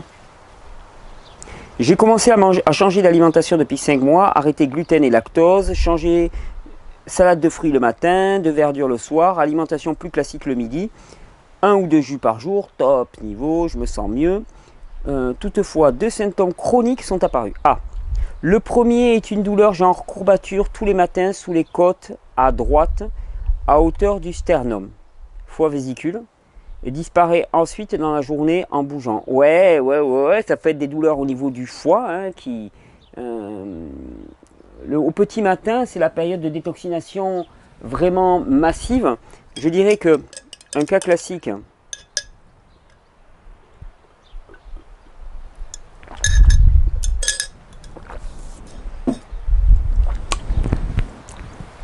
on a fait une vidéo sur le foie dans laquelle je vous disais finalement le foie était plus avant un organe de transformation, de métabolisation, qu'un organe de détoxification, comme on le présente trop souvent. La détoxification du sang se fait surtout par la rate, non pas par le foie. Mais il n'empêche, le foie est atteint quand il y a une détoxification qui se fait mal. Pourquoi? Parce que la détoxification au niveau du corps, elle se fait principalement par les organes éliminatifs, hein, reins, intestin, peau, poumons pour les acides volatiles, les acides faibles volatiles, rein, intestin. Allez, on va simplifier. Rein, intestin. La peau, normalement, ne devrait pas y être. Ok, rein, intestin. Au petit matin, c'est le moment d'élimination maximale. Élimination maximale au niveau du côlon. Sauf que si le côlon est particulièrement obstrué avec une couche de dépôt, qu'est-ce qui se passe? Les déchets, ils arrivent au niveau de la paroi du côlon et puis ils sont réassimilés. Ils repassent dans le sang. Ils repassent dans le sang via la veine porte. Où est-ce qu'ils arrivent? Ils arrivent au niveau du foie. Et le foie, il se prend un shoot de toxines. Pourquoi? Parce que ça n'arrive pas à sortir au niveau du côlon. Donc, voilà pourquoi on éprouve des douleurs hépatiques. Alors, il faudrait voir un petit peu ce que tu manges le soir. Pas trop chargé en graisse pour ne pas faire trop travailler le foie pendant la nuit. Voilà, ça serait... Le second, donc voilà une piste. Hein, voilà une piste que je... En tout cas... courbature tous les matins sous les côtes à droite à hauteur du sternum, de toute façon soit c'est le pli hépatobiliaire, là, le pli hépatique là, à ce niveau-là, soit c'est le foie ou la vésicule biliaire, a priori, hein, si ça apparaît tous les matins. Moi, je pense que ça serait un petit peu ce que je te disais. Le second apparaît après avoir mangé beaucoup de fruits. C'est une sensation de malaise dans le haut de la poitrine. Trop de sucre ou symptômes de désintox. Tout cela n'a rien à la marre, mais si vous connaissez les causes, ça me rassurerait. Ah ouais. Ça, on appelle ça la crampe de la pastèque. La crampe de la pastèque, c'est une douleur diffuse qui, selon les personnes, prend de là, qui peut remonter dans les épaules, être derrière le dos, mais en tout cas, c'est jamais en dessous, c'est à ce niveau-là, qu'il y a une énorme douleur qui peut être extrêmement paralysante, qui peut vous scotcher. Ça se passe, allez, 10 minutes après, à peu près 10 minutes, un quart d'heure maximum après le fait d'avoir mangé des fruits en grande quantité. Et on a cette décharge de douleur qui peut scotcher au corps. Alors qu'est-ce que ça veut dire? Ça veut dire trop de fruits, des fruits diurétiques en particulier, par rapport à la capacité pancréatique, parce que là c'est un problème de pancréas la plupart du temps. Trop de fruits et surtout trop de fruits en n'ayant pas bu assez, déshydraté. C'est-à-dire que quand on mange beaucoup de fruits alors qu'on avait soif, et ça souvent on confond ces deux sensations, particulièrement l'été, quand on mange beaucoup trop de fruits alors qu'on avait soif, eh bien à ce moment-là il n'y a pas assez d'eau dans le système, particulièrement si c'est des fruits diurétiques qui vont amener une diurèse, donc à une élimination d'eau, et ça crée ces douleurs. La seule solution, c'est de boire assez avant de manger des fruits, de ne pas surmanger des fruits pour les personnes qui ont un pancréas faible, de ne pas surmanger des fruits de toute façon, de ne pas forcer sur les fruits particulièrement, de manger des fruits en quantité. Globalement, plutôt des petites prises que des grosses prises. Franchement, on est plutôt fait pour fonctionner avec des petites prises alimentaires. Voilà ce que je peux te recommander.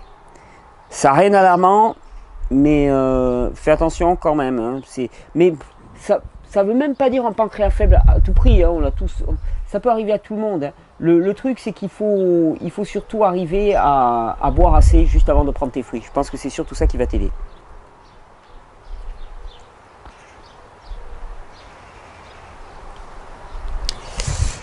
Alors, bonjour Thierry et toute l'équipe. C'est Charline qui envoie ça. Je me permets de transmettre cet appel. Mon fils de 11 ans souhaite partager son Instagram. Je ne sais pas ce que c'est. Pour communiquer avec d'autres enfants comme lui en transition alimentaire. Alors, eh bien, je le mettrai en dessous de la vidéo. Je vais essayer d'y penser. Donc, c'est http://, ceux qui connaissent ça, ils doivent connaître, Instagram.com. C'est un truc de photo, ça, si je ne me trompe pas, il me semble. Instagram.com, donc ceux-là, ils doivent le savoir. Et donc après, il doit y avoir ton identifiant. Ça va être le nom de ton fils. Célestin, C-E-L-E-S-T-I-N, Célestin, S-C-E-L-E-S-T-I-N, 76 690 dièse. Célestin, 76 690 dièse. Je vais vraiment essayer de le mettre en dessous de la vidéo, comme ça je le mets en non lu. Donc voilà, pour partager avec d'autres enfants. Excellente idée en transition alimentaire. Super, reliez-vous les enfants. Je le mettrai en dessous de la vidéo. J'y penserai, Charlie. Question de Nora. Je m'appelle Nora, j'ai 29 ans. Et si je fais appel à vos services, c'est parce que je suis atteinte d'une insuffisance rénale qui a été détectée il y a 4 ans. Progressivement, la maladie est arrivée à son stade final. Je suis dialysé depuis novembre 2013. Aujourd'hui, mon quotidien est rythmé par mes 4 dialyses. Il y a 3 jours, une personne que j'ai rencontrée par le biais d'un forum m'a parlé de vous et de ce que vous préconisez. Elle n'a pas eu besoin de me convaincre, tellement son discours m'a paru évident. Chapeau, merci à tous ceux qui font le relais. Magnifique, magnifique, merci. Aujourd'hui, je me tourne vers vous pour vous demander conseil. Pensez-vous qu'il est trop tard pour nettoyer mon corps? Non, à 29 ans, il n'est pas trop tard. Croyez-vous qu'il est possible que mes reins retrouvent toutes leurs compétences? Oui. Ou est-ce qu'il est trop tard? Non. Personnellement, j'ai envie d'y croire et j'aurais besoin de vos conseils. Quoi manger? Quoi boire? Quel jus pourrais-je faire pour détoxifier mon corps, moins agresser mes organes et l'alimenter? Nora. Elle, PBG, c'est pas mal. En cas de dialyse, ouais, ça va faire beaucoup.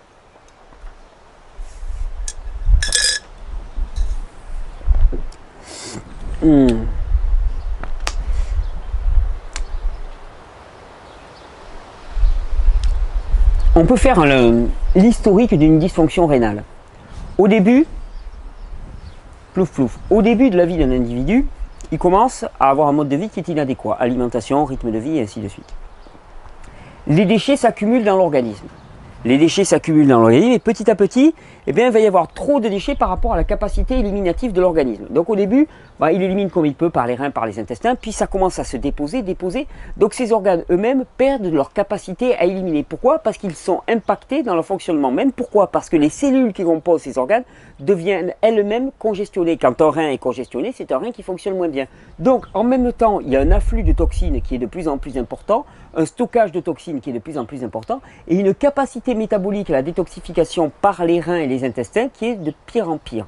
On en arrive au stade où finalement, eh bien, le rein est lui-même attaqué par les propres acides qui le composent, et c'est les cellules rénales sont mangées par leurs acides. Et on en arrive finalement à ce qu'on appelle une dysfonction rénale.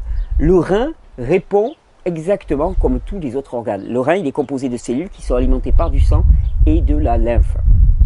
Si la lymphe est épaisse, congestionnée, eh bien les cellules rénales n'arrivent pas à être oxygénées, sont en anémie, en hypoxie chronique, elles ne reçoivent pas assez d'oxygène et le rein n'assure pas sa fonction de filtration.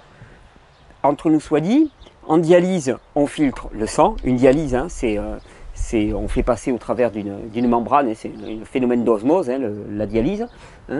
En dialyse, on filtre le sang, on s'en fout. Autant te dire que dialyser quelqu'un qui a une insuffisance rénale ne sert pas à grand chose. La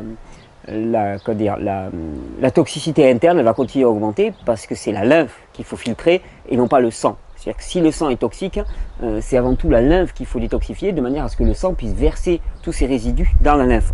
Donc la dialyse ne sert à rien et surtout ne résout rien, strictement rien. Donc là, qu'est-ce qu'il y a? Tu as simplement les reins qui sont attaqués, mangés, congestionnés par leurs propres acides. Quelle est la solution? C'est décongestionner à cet endroit-là. Décongestionner à cet endroit-là, déjà par l'adoption d'un régime physiologique qui va laisser de l'énergie au corps pour qu'il puisse éliminer, pour qu'il puisse faire sortir ses produits, soutenir cette fonction avec des mélanges de plantes pour les reins par exemple, reins, lymphe, qui vont vraiment permettre l'élimination rénale. Tu peux aller voir chez ABC de la Nature, ils ont un bon petit mélange, qui vont favoriser l'élimination rénale. Moi je me ferai des massages ou plutôt des cataplasmes réguliers d'huile de ricin sur les reins. Donc là, à ce niveau-là, tu touches tes glandes surrénales aussi. Ça vaudrait le coup de prendre tentation aussi pour savoir un petit peu comment ça fonctionne à ce niveau-là. Il y a des chances que tes glandes surrénales soient descendues. Donc je te renvoie vers les vidéos sur les glandes surrénales. C'est beaucoup à intégrer d'un seul coup. Le problème, c'est que tout ça, on devrait nous les apprendre. Et l'école maternelle primaire, on devrait déjà connaître tout de la physiologie humaine. On prendrait 8-9 ans tranquillement pour apprendre ça. Comme un enfant apprend à parler une langue hyper complexe, il apprendrait très très bien la physiologie. Et là, le problème, c'est que des fois, on est obligé de faire des rattrapages en 2-3 semaines parce qu'il y a une urgence. On en est à 30 ans de vie, on ne sait pas du tout comment fonctionne notre corps. Ouais, je sais. Ça va aller vite. Donc, checker tes glandes surrénales, voir les soutenir. Tu peux demander du relais si tu es sur un forum et qu'il y a quelqu'un qui connaît, il t'aidera à ce niveau-là. Tu peux te référer aux vidéos. Soutenir le fonctionnement rénal, se lancer dans les jus. Quel jus? Tous les jus. Tous les jus. Souvent, on me demande quel jus. Bon, c'est vrai que le jus, le PBG, je ne commencerai pas par ça au départ. J'irai plutôt sur des jus extrêmement reminéralisants, carottes, betteraves, pommes par exemple, qui vont bien soutenir à ce niveau-là, qui vont commencer à nettoyer le gros. Puis après, doucement, je commencerai à inclure, pour enlever les congestions de mucus, je commencerai à inclure un petit peu d'agrumes, à voir comment tu les tolères. De la pastèque, je me fais un jus de pastèque par exemple avec la peau, extraordinaire pour les reins. Il ne faut pas que ce soit trop fort pour toi, mais ça va.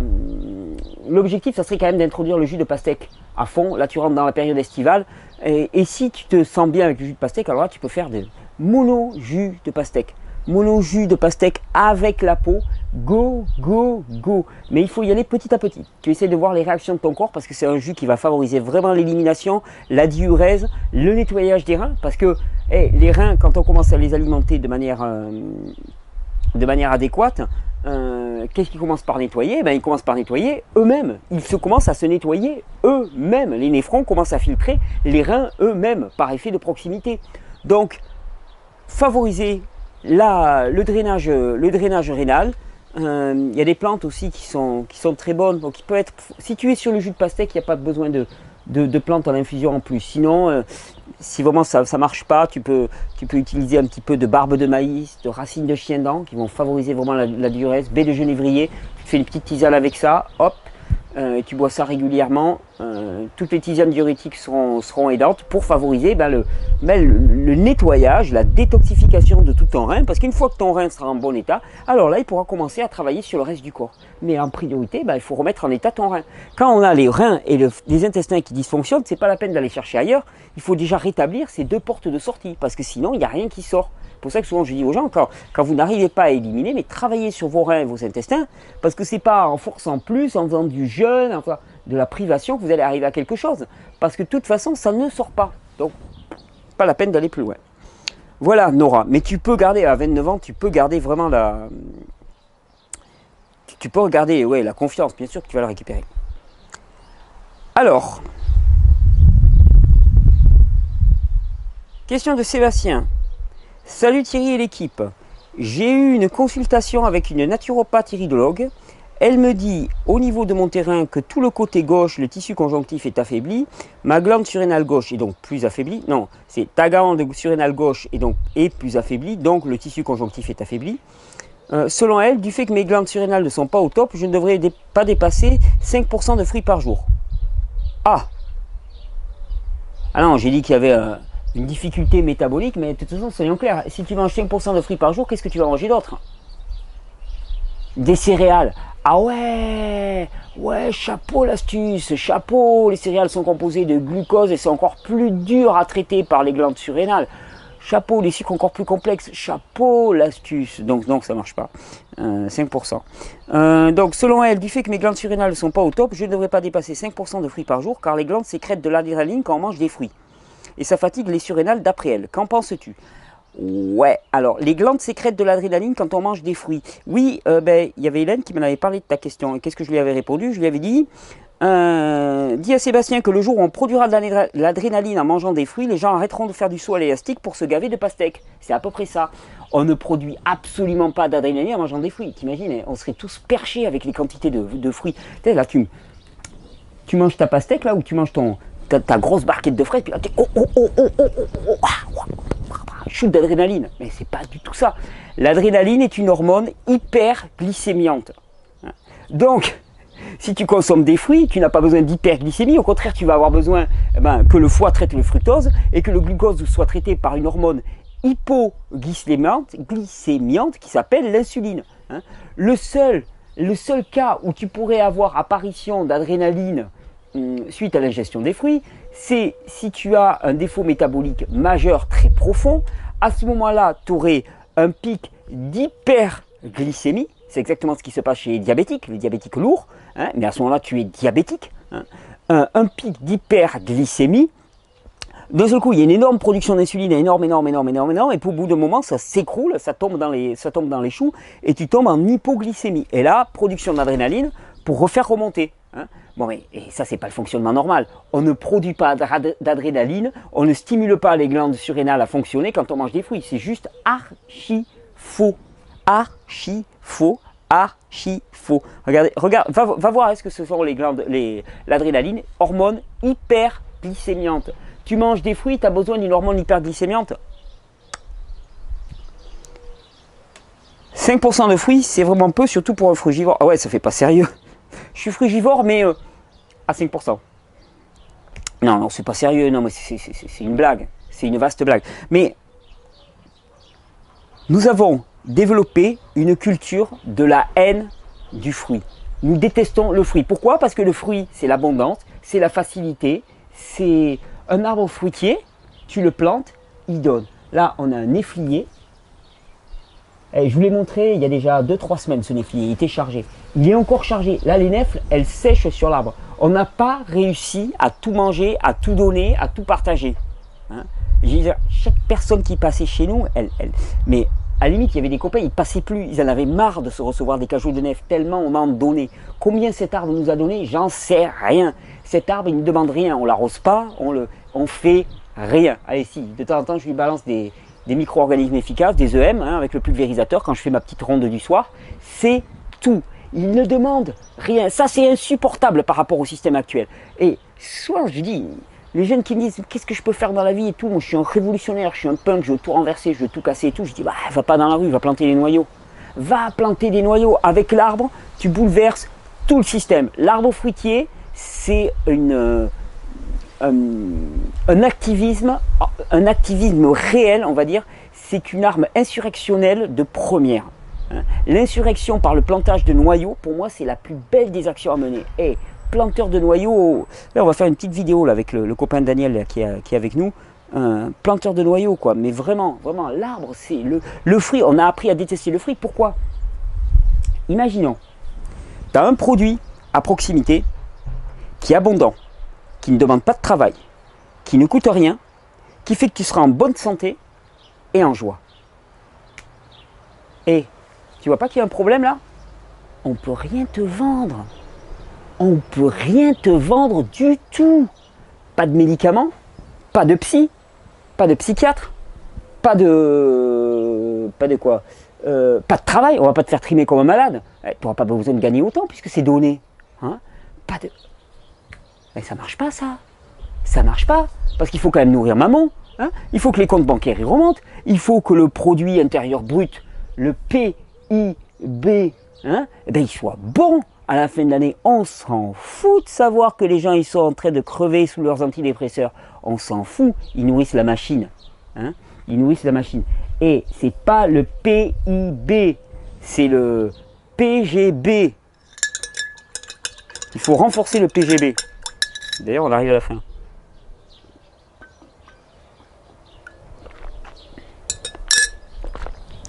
Tu plantes une graine de pastèque, t'as, allez quoi, nous chez nous on a des pastèques à peu près comme ça, et encore, hein, on est sur le bassin méditerranéen, on n'est pas à Marseille, donc ça va.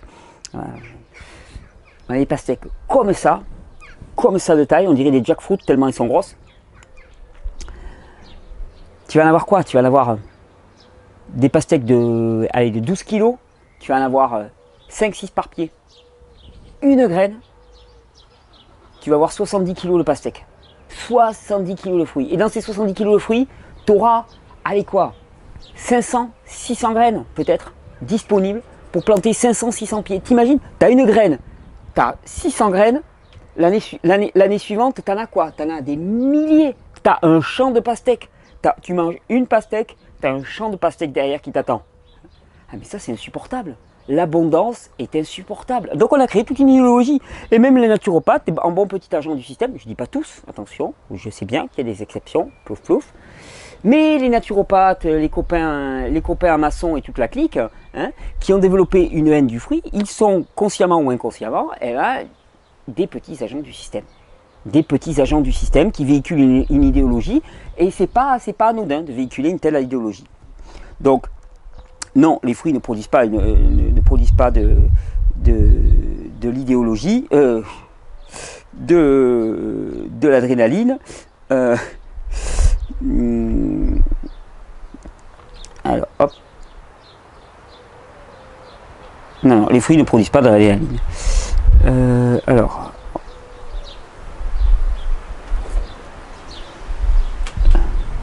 Bonjour Thierry, question de David. Je suis un ancien du jus que j'ai utilisé par le biais de jus de salade laitue romaine et pommes. Bref, tout est rentré dans l'ordre. Je continue le jus sans cure, juste pour le plaisir. Et il n'y a pas de raison. J'ai vu une de tes premières vidéos qui m'a plu où tu énonçais les erreurs à ne pas commettre, ne pas abuser sur le gras, ne pas rechigner les fruits exactement. Mais la plus importante à mon goût était de ne pas s'isoler. Et là, je ne suis pas d'accord. Car aujourd'hui, les gens sont seuls malgré eux, car ce n'est pas une erreur mais un fait. On n'a pas le choix et la technologie n'a pas amélioré les choses. Si tu pouvais utiliser ton site pour rassembler les gens par région qui se rencontrent en partageant leurs expériences, là, ça serait un très grand pas vers la santé. Et je suis absolument d'accord, 100% d'accord avec toi, David. C'est pour ça que je pousse. Au 1er septembre, il y aura un système. Forum, page régionale. Page régionale, les personnes pourront faire des sous-forums régionaux pour se réunir, pour collaborer. Et la seule solution et l'outil de santé numéro 1, qu'est-ce que c'est? C'est la collectivité. Je suis d'accord avec toi.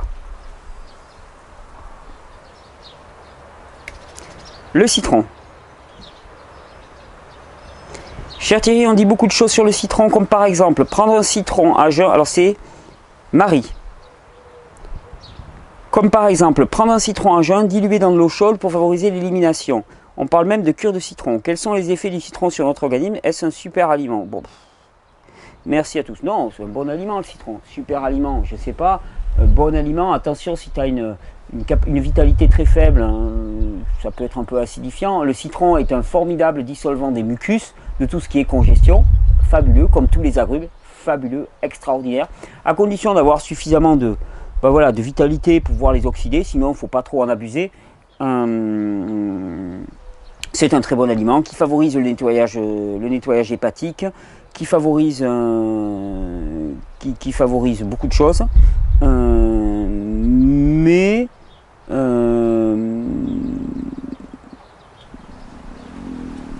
super aliment, je sais pas.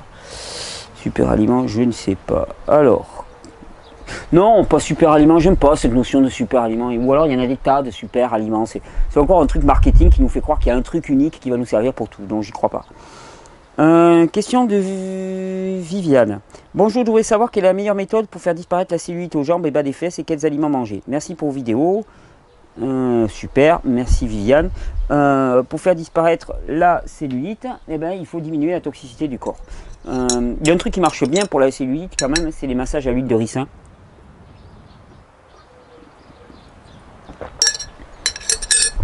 Et le jus de pastèque. Allez, je bloque ce matin. C'est la panacée pastèque. Mais non, ouais, l'huile de ricin en massage, ça va activer le fonctionnement lymphatique. Ah, ça a des bons effets sur la cellulite. Mais la cellulite, elle disparaît quand la toxicité globale du corps diminue. La cellulite, ce n'est juste que de la graisse, comme le cholestérol le long des artères, qui est là juste pour répondre à un niveau de toxicité et pour protéger ton corps contre les attaques acides.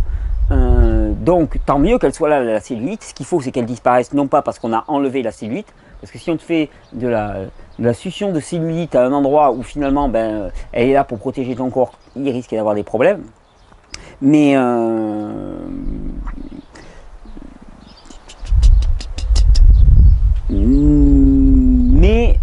pardon, excuse-moi, je cherchais une question. J'en avais vu passer une qui était super intéressante, qui ressemblait à ça. Excuse-moi, je cherche.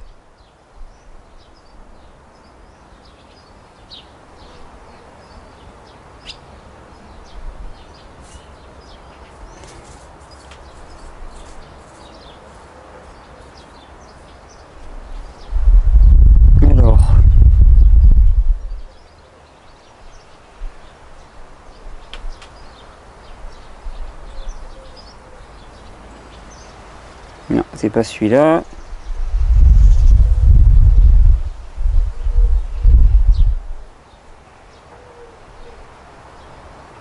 Non, je ne retrouve pas. Mais il y avait une question un petit peu similaire.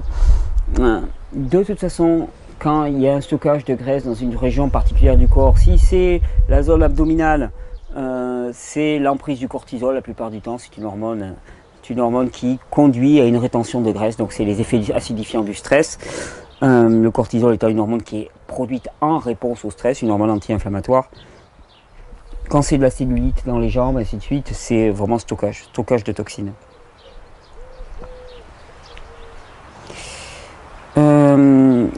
Question de Bal. En tout cas, tu signes Bal.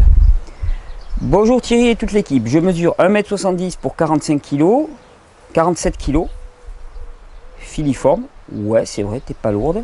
J'ai un bonnet D, je suis végétalienne, ne mange quasiment que des fruits et des légumes frais. Je fais des jus presque tous les jours depuis 9 mois. Comment cela se fait-il que toute la graisse se stocke dans les seins? Pourquoi? J'aimerais bien perdre un peu de graisse à ce niveau-là, car c'est lourd à porter. J'imagine, vu ta stature, effectivement, avec un bonnet D, ça doit être assez difficile. Et me courbe donc le dos. Merci d'avance. Alors, pourquoi on stocke au niveau des seins pour les femmes particulièrement? On sait que les œstrogènes, une hyperostrogénie, peut conduire à un stockage de graisse particulier, puisque les œstrogènes ont une action de développement au niveau des glandes mammaires, donc activation du métabolisme, au niveau des seins, particulièrement activation du métabolisme, ça veut dire activation de tout le métabolisme cellulaire et donc de la production d'acide. Ça c'est quelque chose qu'on sait assez peu, mais beaucoup des acides qui sont produits dans le corps sont produits par les cellules elles-mêmes de par leur métabolisme, leur fonctionnement normal. Alors, s'il n'y en a pas qui viennent de l'extérieur ou s'il n'y en a pas trop qui viennent de l'extérieur, tout va bien, on s'en sort relativement bien. S'il y en a beaucoup qui viennent de l'extérieur, eh ça peut faire beaucoup trop. Et c'est à ce moment-là que le corps n'arrive plus à évacuer ses propres acides.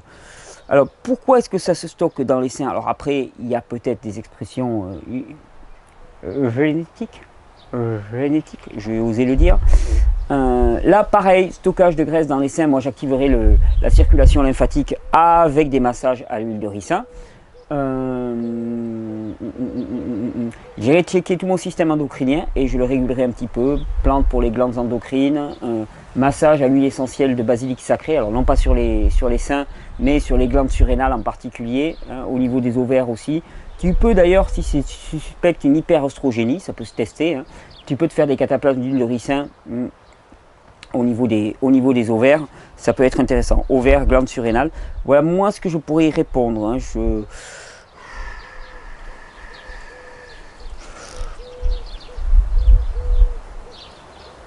Ah, bah sinon, végétalienne, mange quasiment que des fruits et des légumes frais. Je fais des jus presque tous les jours depuis 9 mois. Super.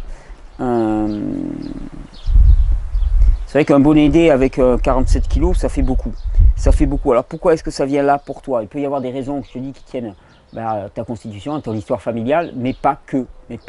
Moi j'irai voir à ce niveau-là.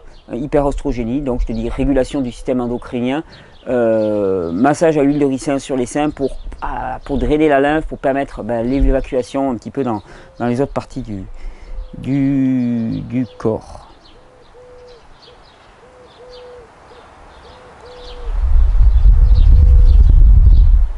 Alors, acné persistant malgré 7 mois de crue. C'est une question de Lucie. Bonjour à tous, merci pour votre travail et votre implication. Voilà mon souci. Je suis passé à une alimentation physiologique crue depuis maintenant 7 mois. Super. J'en ai tiré des nombreux bénéfices au niveau de la santé. J'ai beaucoup d'énergie et un très bon moral. Cependant, j'ai toujours autant d'acné qu'avant le passage au cru. Autant que lorsque je mangeais des pizzas tous les soirs. Il n'y a eu aucun changement de ce côté-là, si ce n'est que ma peau cicatrise plus vite et que les boutons ne sont plus enflammés, blancs et pas rouges.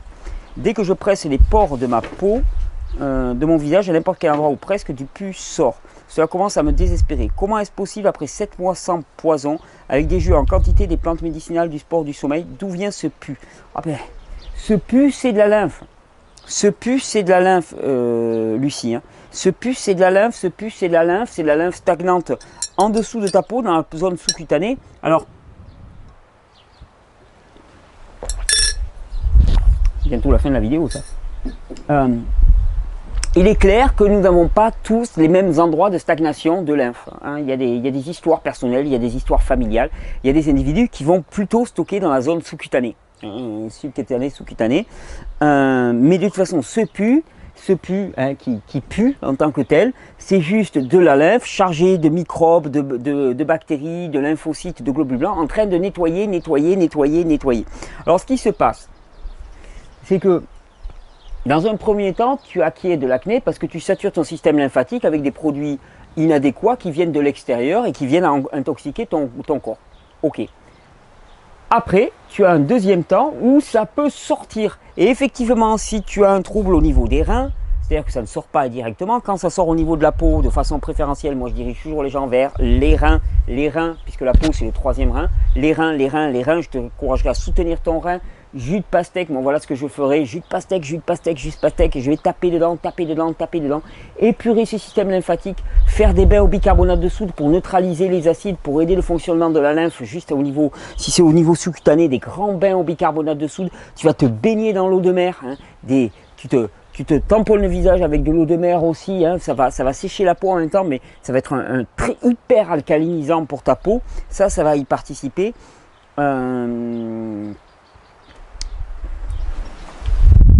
Donc concrètement, qu'est-ce que c'est? De la lymphe. Pourquoi ne s'écoule-t-elle pas par ailleurs? Alors elle ne s'écoule pas par ailleurs pour des raisons de constitution, elle ne s'écoule pas par ailleurs surtout parce que tu as certainement les reins qui ne fonctionnent pas de manière adéquate. Donc moi j'irais taper dans les reins, mélange pour les reins, mélange pour la lymphe, jus qui vont être diurétiques, qui vont favoriser la diurèse, jus de pastèque, le PBG. Le PBG contre l'acné. Ça va être un slogan. J'en suis à 3 boîtes de mélange rien rate, mais continue, continue, je ne peux rien te dire d'autre. Merci beaucoup de l'attention que vous portez à mon cas. J'en ai marre, j'ai 25 ans et je souffre d'acné depuis mes 12 ans. C'est-à-dire presque 13 ans sans discontinuité. Et je suis en colère. Et je comprends que tu sois en colère, mais à la limite, c'est bon. C'est bon d'être en colère. C'est bon d'être en colère. Ce qui est terrible, c'est quand on cohabite avec le trouble, avec le déséquilibre et avec la maladie. Hein. Quand on a fait ami-ami avec lui, quand on a renoncé à lutter, quand on s'est dit, allez, c'est chronique, je suis condamné. Hein. Quand un esprit de renoncement nous a convaincus que de toute façon, il n'y a rien à faire. Hein. C'est foutu. Il n'y a rien à chercher. Tu es en colère, c'est bien. Puise dans cette colère la rage d'avancer. C'est les reins. Si ça filtre mieux au niveau des reins, si en plus tu favorises la sortie par la peau, moi je ferai des saunas. Ouf. Hein, si c'est de la lymphe épaisse comme ça, sauna, ouais, ça peut bien aider. Sauna ou hammam. Si tu es très enflammé au niveau de la peau, si tu es très congestionné, le sauna, ça peut être trop chaud. Donc hammam, hein, hammam, soleil, exposition au soleil de manière adéquate. Alors je sais que ça peut, sur le coup, empirer, hein, comme les bains de mer, ça peut empirer au niveau de l'expression finalement, la sortie des boutons, sauf que ça va faire sortir, ça va épurer, ça va épurer, ça va épurer. Huile de ricin sur les zones qui sont trop marquées, pareil, hein, ça peut faire que pendant un temps, tu en as encore plus. Pourquoi? Parce que ça va tirer, ça va sortir, épurer vers l'extérieur, épurer par les reins, c'est la seule voie. C'est la seule voie pour te débarrasser de ça. Je sais que ça peut être hyper galère dans notre société, c'est très très très mal connoté. J'ai souffert moi-même énormément de l'acné, j'étais quasiment défiguré jusqu'à l'âge de 20 ans. Après, ça s'est régulé tout seul, en fonction aussi de mes changements alimentaires. Hein. J'ai beaucoup changé, puis j'étais tout le temps dehors à partir de 20 ans. Donc, mais Lucie, lâche rien. Lâche rien. De toute façon, tu es sur la bonne voie. Et puis, tu vas voir tout le reste qui va s'améliorer. Filtration rénale. Fais sortir par l'extérieur au niveau de la peau et fais sortir par le bas. Et n'aie pas peur si ça sort encore plus à un moment. C'est là que se prépare le meilleur ensuite.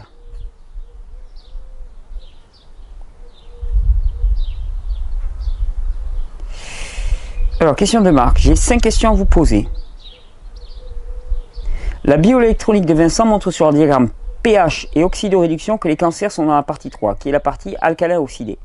Mais il arrive à la même conclusion que vous en termes d'alimentation, voire cure de brosse. Alors, faut-il acidifier ou alcaliniser le corps?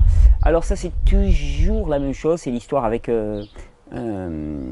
André Gernez aussi. Est-ce qu'il faut alcaliniser ou acidifier le corps?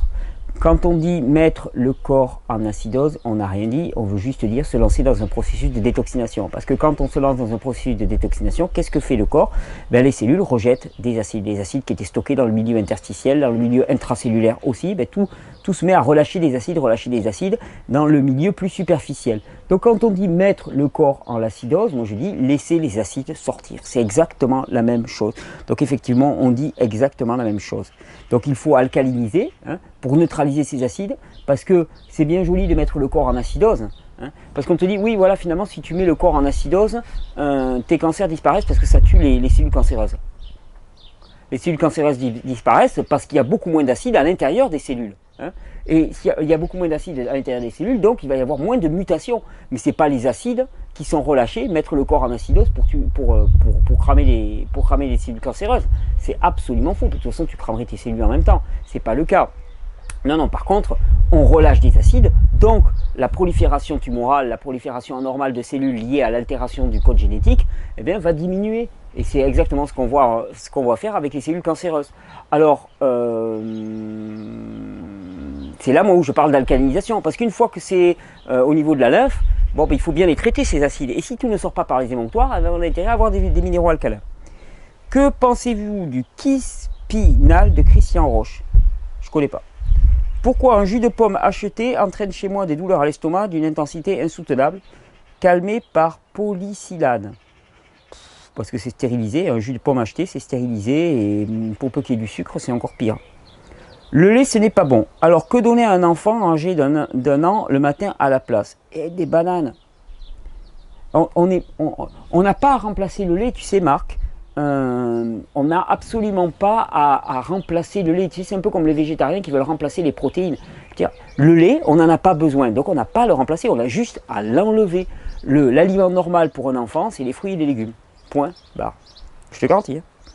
Que pensez-vous de la cure de brosse? C'est super la cure de brosse. C'est betterave, céleri racine, radis noir, je crois. Ouais, c'est un peu du côté légumes. Je trouve que c'est pas hyper détoxifiant. Moi, je mettrais quelques agrumes là-dedans pour pousser un peu plus, ou j'alternerai de temps en temps avec un petit jus d'agrumes, peut-être un petit jus de fruits, où je mettrai un tout petit peu de fruits là-dedans. Mais par contre, ça va être hyper reminéralisant. Excellent la cure de brosse. Oui, il y a une pomme de terre aussi, je crois. Hyper alcalinisant. Là, tu vas être dans un programme hyper alcalinisant.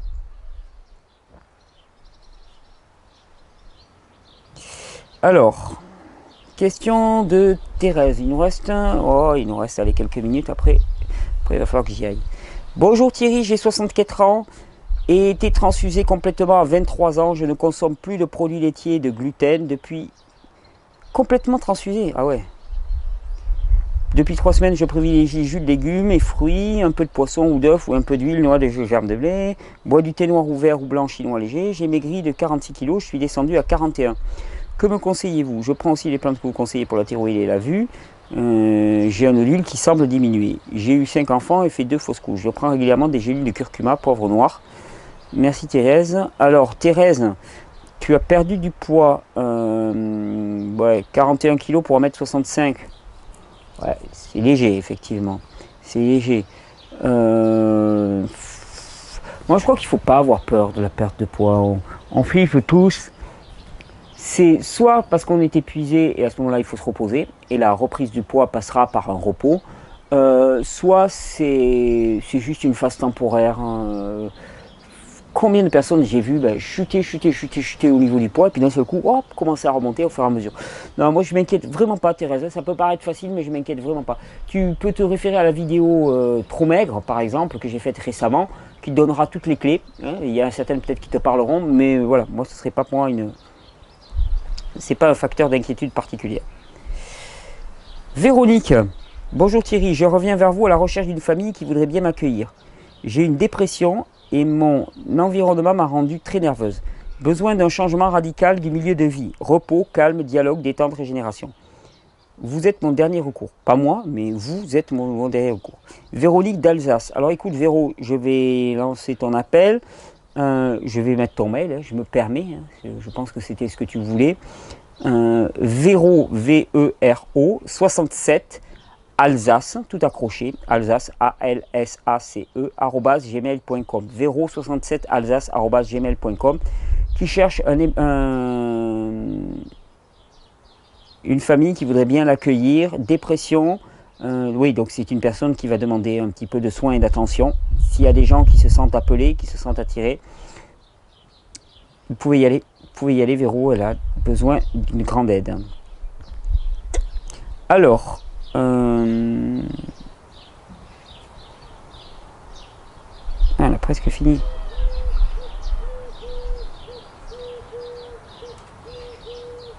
Alors ça, on l'avait traité.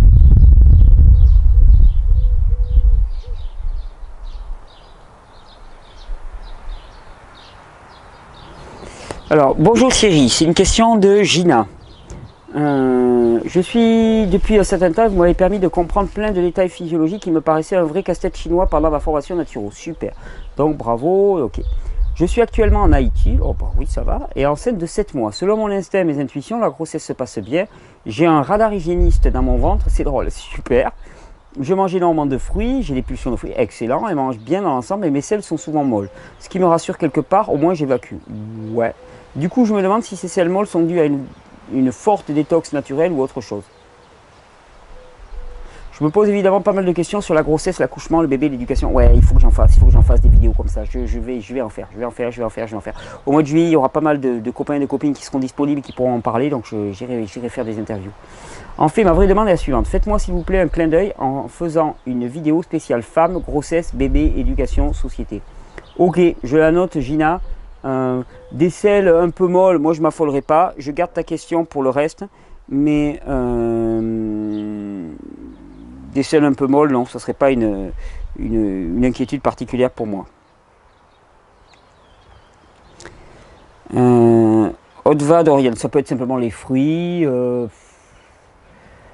voir quand même si t'as pas une petite parasitose, mais bon voilà, faut pas s'inquiéter. Si c'est pas de la diarrhée, tout va bien quoi. Bonjour, je vous écris car je ne trouve plus de solution à mon problème. C'est une question de Dorian. de conjonctivite qui dure depuis des années. Vous m'avez gentiment conseillé huile de ricin et citron, j'en mets tous les jours dans les yeux, mais l'inflammation persiste et me brûle beaucoup. Je me doute que c'est dû à l'acidose, mais combien de temps encore déjà? Ah là là, combien de temps? Je sais pas. Ça fait déjà presque 2 mois. Depuis l'arrivée du printemps, j'ai commencé l'alimentation physiologique en hiver l'année dernière, mais ce problème persiste. Auriez-vous quelques conseils? Ouais, ben, à part décongestionner en passant par la voie intestinale, c'est-à-dire drainer, lavement, irrigation colonique, si tu peux te le permettre, lavement, irrigation colonique, pour décongestionner à ce niveau-là, tu fais exactement ce qu'il faut, huile de ricin, citron. Continuer dans cette voie-là, augmenter la part de minéraux, augmenter de manière à ce que l'inflammation diminue. C'est juste un cas localisé d'inflammation, alors extrêmement douloureux, mais c'est juste un cas localisé d'inflammation.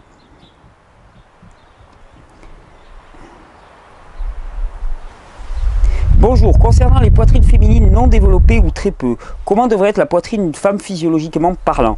S'agit-il d'un problème de glandes non développées? Et si oui, sur quels axes pourrait-on s'appuyer pour établir un certain rééquilibrage au niveau de cette partie du corps? Ouais, la plupart du temps, les femmes qui ont des seins peu développés, on va dire de manière chronique, c'est les femmes qui étaient déjà en fatigue chronique dès la naissance, fatiguées de naissance. Alors des fois on dit ça, ouais, toi t'es fatigué de naissance, et c'est une façon de se moquer de la personne, alors qu'en vérité c'est vrai, il y a des gens qui naissent avec un système nerveux qui est déjà complètement épuisé. Il y a une transmission épigénétique du stress nerveux, effectivement, de parents en enfants, on le voit dans l'expression de l'ADN, c'est pas l'ADN lui-même qui est altéré, mais c'est l'enveloppe de l'ADN, et il y a des gènes dans l'enveloppe de l'ADN qui sont altérés, qui font qu'il y a une transmission épigénétique du stress. Oui. Donc c'est les personnes qui ont des glandes surrénales et des ovaires qui sont down, qui sont bas, et qui vont avoir un développement des caractères sexuels secondaires via les oestrogènes qui va être très faible. C'est les personnes qui produisent peu d'oestrogènes. Ça veut dire que c'est des personnes qui sont globalement en sous-vitalité, qui sont en...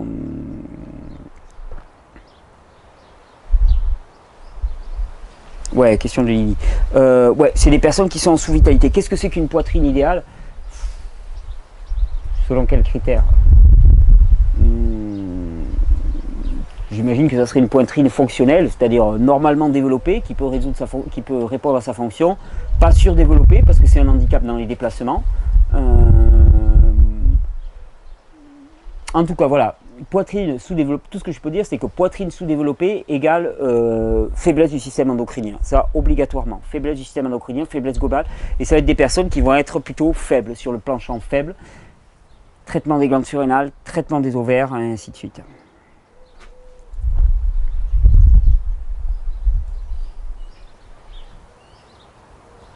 Hop, c'est déjà traité.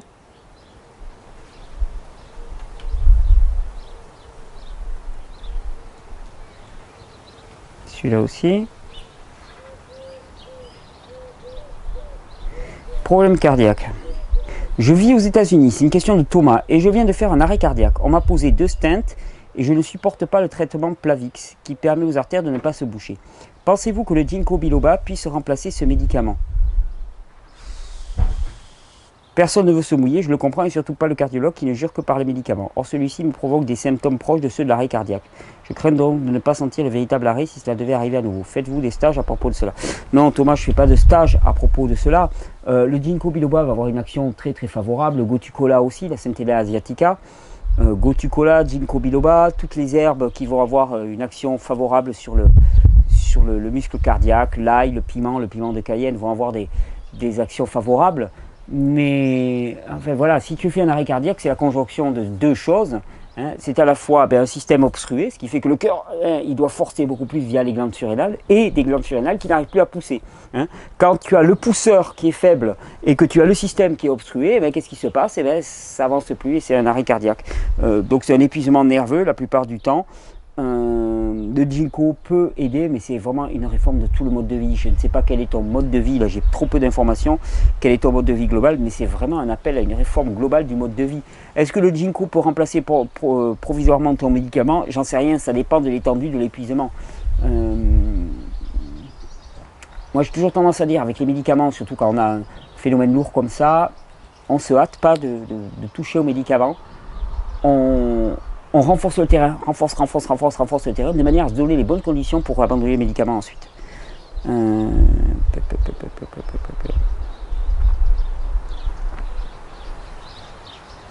Salut Thierry, question de Jacques. Cela fait un an que je te suis, je te remercie, super. Je vais installer un système de permaculture à Cuba, à la Havane, super. Et tu verras que sur place déjà ils en développent énormément, donc ils auront aussi beaucoup de choses à t'apprendre. Ma question porte sur les éventuelles limites de cette pensée hygiéniste, afin de t'inviter à la préciser. Par exemple, une personne part en Afrique, boit de l'eau contenant le choléra, puis se fait piquer par un moustique infecté de malaria. Si l'on suit cette pensée, on peut dire que les bactéries du choléra et de la malaria ne pourront rendre malade le sujet que si celui-ci a un terrain propice, c'est-à-dire acide ou inadéquat.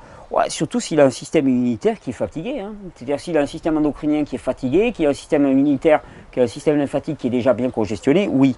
Un sujet qui boit des jus et s'alimente conformément à sa physiologie ne tombera pas malade. Vrai, faux. Et faux, parce que un gars qui boit des jus et s'alimente conformément à sa physiologie, il y a beaucoup d'autres choses dans la vie que simplement les jus et l'alimentation. Donc déjà, il y a tellement d'autres paramètres, mais dans l'absolu, plus une personne s'alimentera et vivra de façon physiologique, plus sa résistance aux infections et aux parasites sera importante. Oui, bien sûr. Et on peut en arriver, c'est toujours ma question, qu'est-ce que l'humain ? Qu'est-ce que l'humain? On peut en arriver à Arnold Lerret qui se coupe et qui cicatrise, qui ne saigne pas et qui cicatrise très très rapidement. On peut en arriver à de la régénération extraordinaire, une résistance à tous les parasites pathogènes extraordinaire. Oui, oui, oui, c'est pour ça que moi je dis, voilà, on voit ce que c'est que l'humain, c'est une histoire en devenir, on ne l'a pas encore vu. Donc, ce n'est pas le simple fait de manger cru ou de boire des jus qui va te prémunir contre la malaria ou le choléra. Ça va participer à ta résistance, ça ne va pas te prémunir complètement.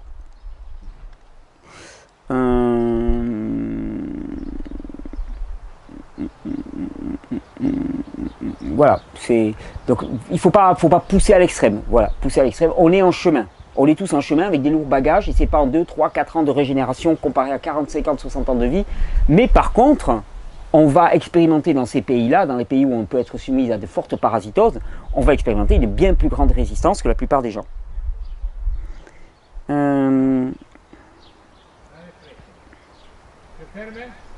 Alors, s'il veut s'ouvrir. Alors, elle est où la question? Alors, question de Didier. J'ai 48 ans et de mauvaises dents dévitalisées, dents couronnées, grosse molaire intérieure nécessitant des implants. Faut-il continuer ces travaux? Oh bah, si tu veux avoir des dents, oui. Je suis inquiet à cause des différents matériaux en bouche, électrogalvanisme. Moi, ce que je sais, c'est que quand on a des dents dévitalisées, c'est à terme des dents qu'il va falloir enlever. Hein, parce qu'une dent dévitalisée, c'est une dent qui à la fois reste un canal d'entrée dans l'organisme intérieur, dans le milieu intérieur, et qui en même temps ne joue pas son rôle de protection au niveau du nerf, et ainsi de suite. Ouais, attention, quand on vous dit on va vous dévitaliser cette dent, pensez immédiatement, ok, ça c'est une dent qui va être arrachée à terme, dans 20 ans, dans 30 ans, mais qui va être arrachée. Alors quand on vous parle de dévitaliser une dent de devant, attention, ça va dire implant si vous voulez la garder, ou ça ne veut pas dire que ça va... oui, je sais plus ce que je voulais dire. Le corps se régénère. C'est commencé à être tard là. Ouais. Le corps se régénère si on en donne les moyens. Je n'ai pas d'informations sur la reconstitution sur la pousse d'une dent. Ouais, je l'ai constaté plusieurs fois. Je suppose que même avec les jus une très bonne hygiène, on ne retrouve pas la dentition de notre enfance. Je sais pas. Je sais pas. Il y a des gens qui disent que finalement, bon, la pollution électromagnétique, tout ce qu'on a là autour de nous actuellement, fait que finalement. C'est foutu et qu'on n'arrivera jamais à exprimer un très haut degré de vitalité, c'est possible. Moi, ce que je dis, c'est allons au maximum de ce que l'on peut faire actuellement. Donc, aller au maximum s'il y a déjà des tas de facteurs sur lesquels on peut jouer. Donc, c'est pas une raison. Peut-être le seul organe qui ne se refait pas. Je suis pas sûr. Je suis pas sûr. Moi, Didier, non, je suis pas sûr. Les dents se refont partiellement. J'ai vu des gens qui avaient des repousses. Donc, moi, je désespérerais pas du tout. Et on a quasiment fini. Hein. Alors ça, on l'avait traité. Et je crois qu'on est bon. Il en reste un petit. Message de Pascal. Je terminerai mon premier message par le raisonnement suivant. Alors, je n'ai pas ton premier message. Plus les gens seront en bonne santé ou en meilleure santé, plus ce sera un sacré pied de nez à toute cette industrie du poison sous toutes ses formes. C'est vraiment qu'il dit. Oh, mais ça va être un super message de fin, ça, je sens. Merci, Pascal. Vous pouvez le dire, cela aussi à l'occasion d'une des vidéos. Plus les gens seront avertis et mangeront le plus sain possible, moins les multinationales de la mort se feront de l'argent sur le dos de la population.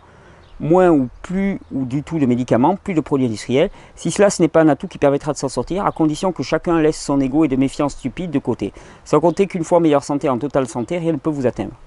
Vous êtes maître de votre terre et tout ce qui balance de produits chimiques dans tous les sens ne pourra rien contre des gens en pleine forme. Parce que qui dit pleine forme, pleine santé, dit renforcement de la pensée, une pensée qui s'assume et qui ne craint rien. Car la force de la pensée dans l'univers est colossale, d'ailleurs aussi bien la pensée positive que la pensée négative.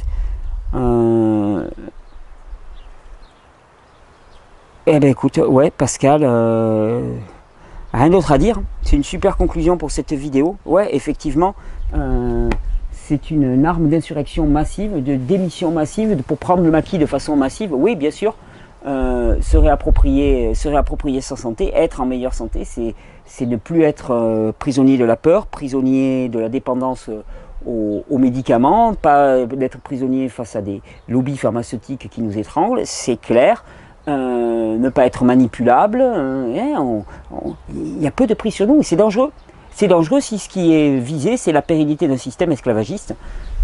Esclavagiste en termes physiques dans d'autres contrées du monde, esclavagiste en termes de rythme de vie dans nos contrées développées, parce qu'on est aussi esclave du système. C'est une autre forme d'esclave, ça n'a rien à voir avec l'esclavage qu'il y a dans les pays plus éloignés, asiatiques et africains, qui est un esclavage du travail physique, qui est un esclavage immonde, et qui sert notre méga machine. Oui, on a construit une méga machine qui est une méga machine qui pousse vers la mort. On a créé un système dégénéré. Ce qui est demandé là, maintenant, c'est pas de rentrer dans l'idéologie ou le dogmatisme, mais c'est de faire une véritable révolution. Et c'est vraiment un enjeu qui se joue sur quelques générations, mais c'est maintenant qu'il faut faire la fracture.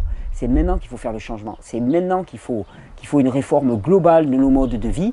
Et juste pour commencer à mettre le genou à terre et à dire ok, je reconnais, on s'est planté, on a nourri un monstre qui ne nous rend pas heureux, un monstre qui nous fait consommer force antidépresseur, un monstre qui tue, un monstre violent, un monstre qui ne conduit qu'à l'épuisement, qui ne conduit qu'à la désespérance, au renoncement.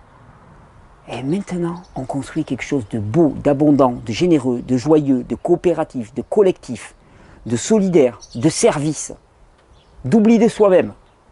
Ça, c'est les valeurs pour lesquelles nous sommes faits. Nous avons été créés pour ça. On se met à genoux, on dit « Ok, je le reconnais », on se relève et on y va. Il y a un temps pour faire repentance et il y a un temps pour aller à l'action. Il ne s'agit pas de faire repentance tout le temps, dire « mea culpa, mea culpa, mea culpa ». Non, non, non. On reconnaît.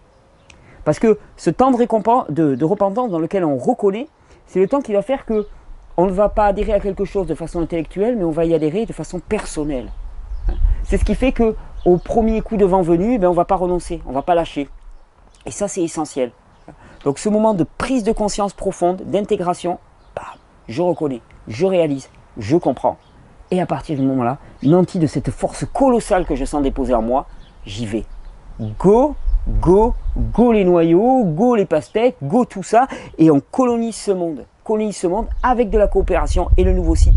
Je vous rappelle, merci, on a besoin de collaboration, on a besoin de l'élan de solidarité. Je vous remercie aussi, je passe un message de la part d'Hélène, parce qu'on a fait une vidéo là récemment sur le régénération corporative. Suite à ça, il y avait énormément de demandes de parrainage qui étaient en attente. Vous avez assuré comme ça, tout a été rempli. C'est-à-dire qu'il y avait des gens qui attendaient des extracteurs depuis un mois et demi. Grâce à vous, il y a eu plus d'une centaine de parrainages d'un seul coup. Hélène, là, qui travaille avec moi, là, était ravie tous les jours. Elle me disait « Waouh, j'en ai des nouveaux, super, les gens sont adorables !» Bon, par contre, elle coulait sous le boulot, elle n'a pas arrêté, parce que ça la sollicite beaucoup.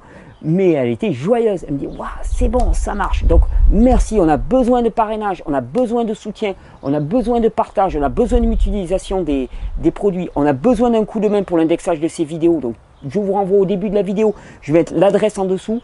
On a besoin de vous. Merci beaucoup pour l'aide que vous pouvez nous apporter. Parce que tous ensemble, on est en train de construire les clés d'un nouveau paradigme, d'un nouveau mode de fonctionnement, ensemble, personnel et ensemble. On est en train de poser les bases d'un futur qui sera radicalement différent de ce que nous vivons actuellement. Et ça, c'est bon. Ça, c'est bon. Un futur où on n'aura qu'à lever le verre et il se remplira le pastèque. On va voir. Alors, on va tenter. Pour l'instant, je crois que je vais aller vers mon juicer. Belle journée à vous. bonne régénération. Hop, moi je suis attaché par mon fil.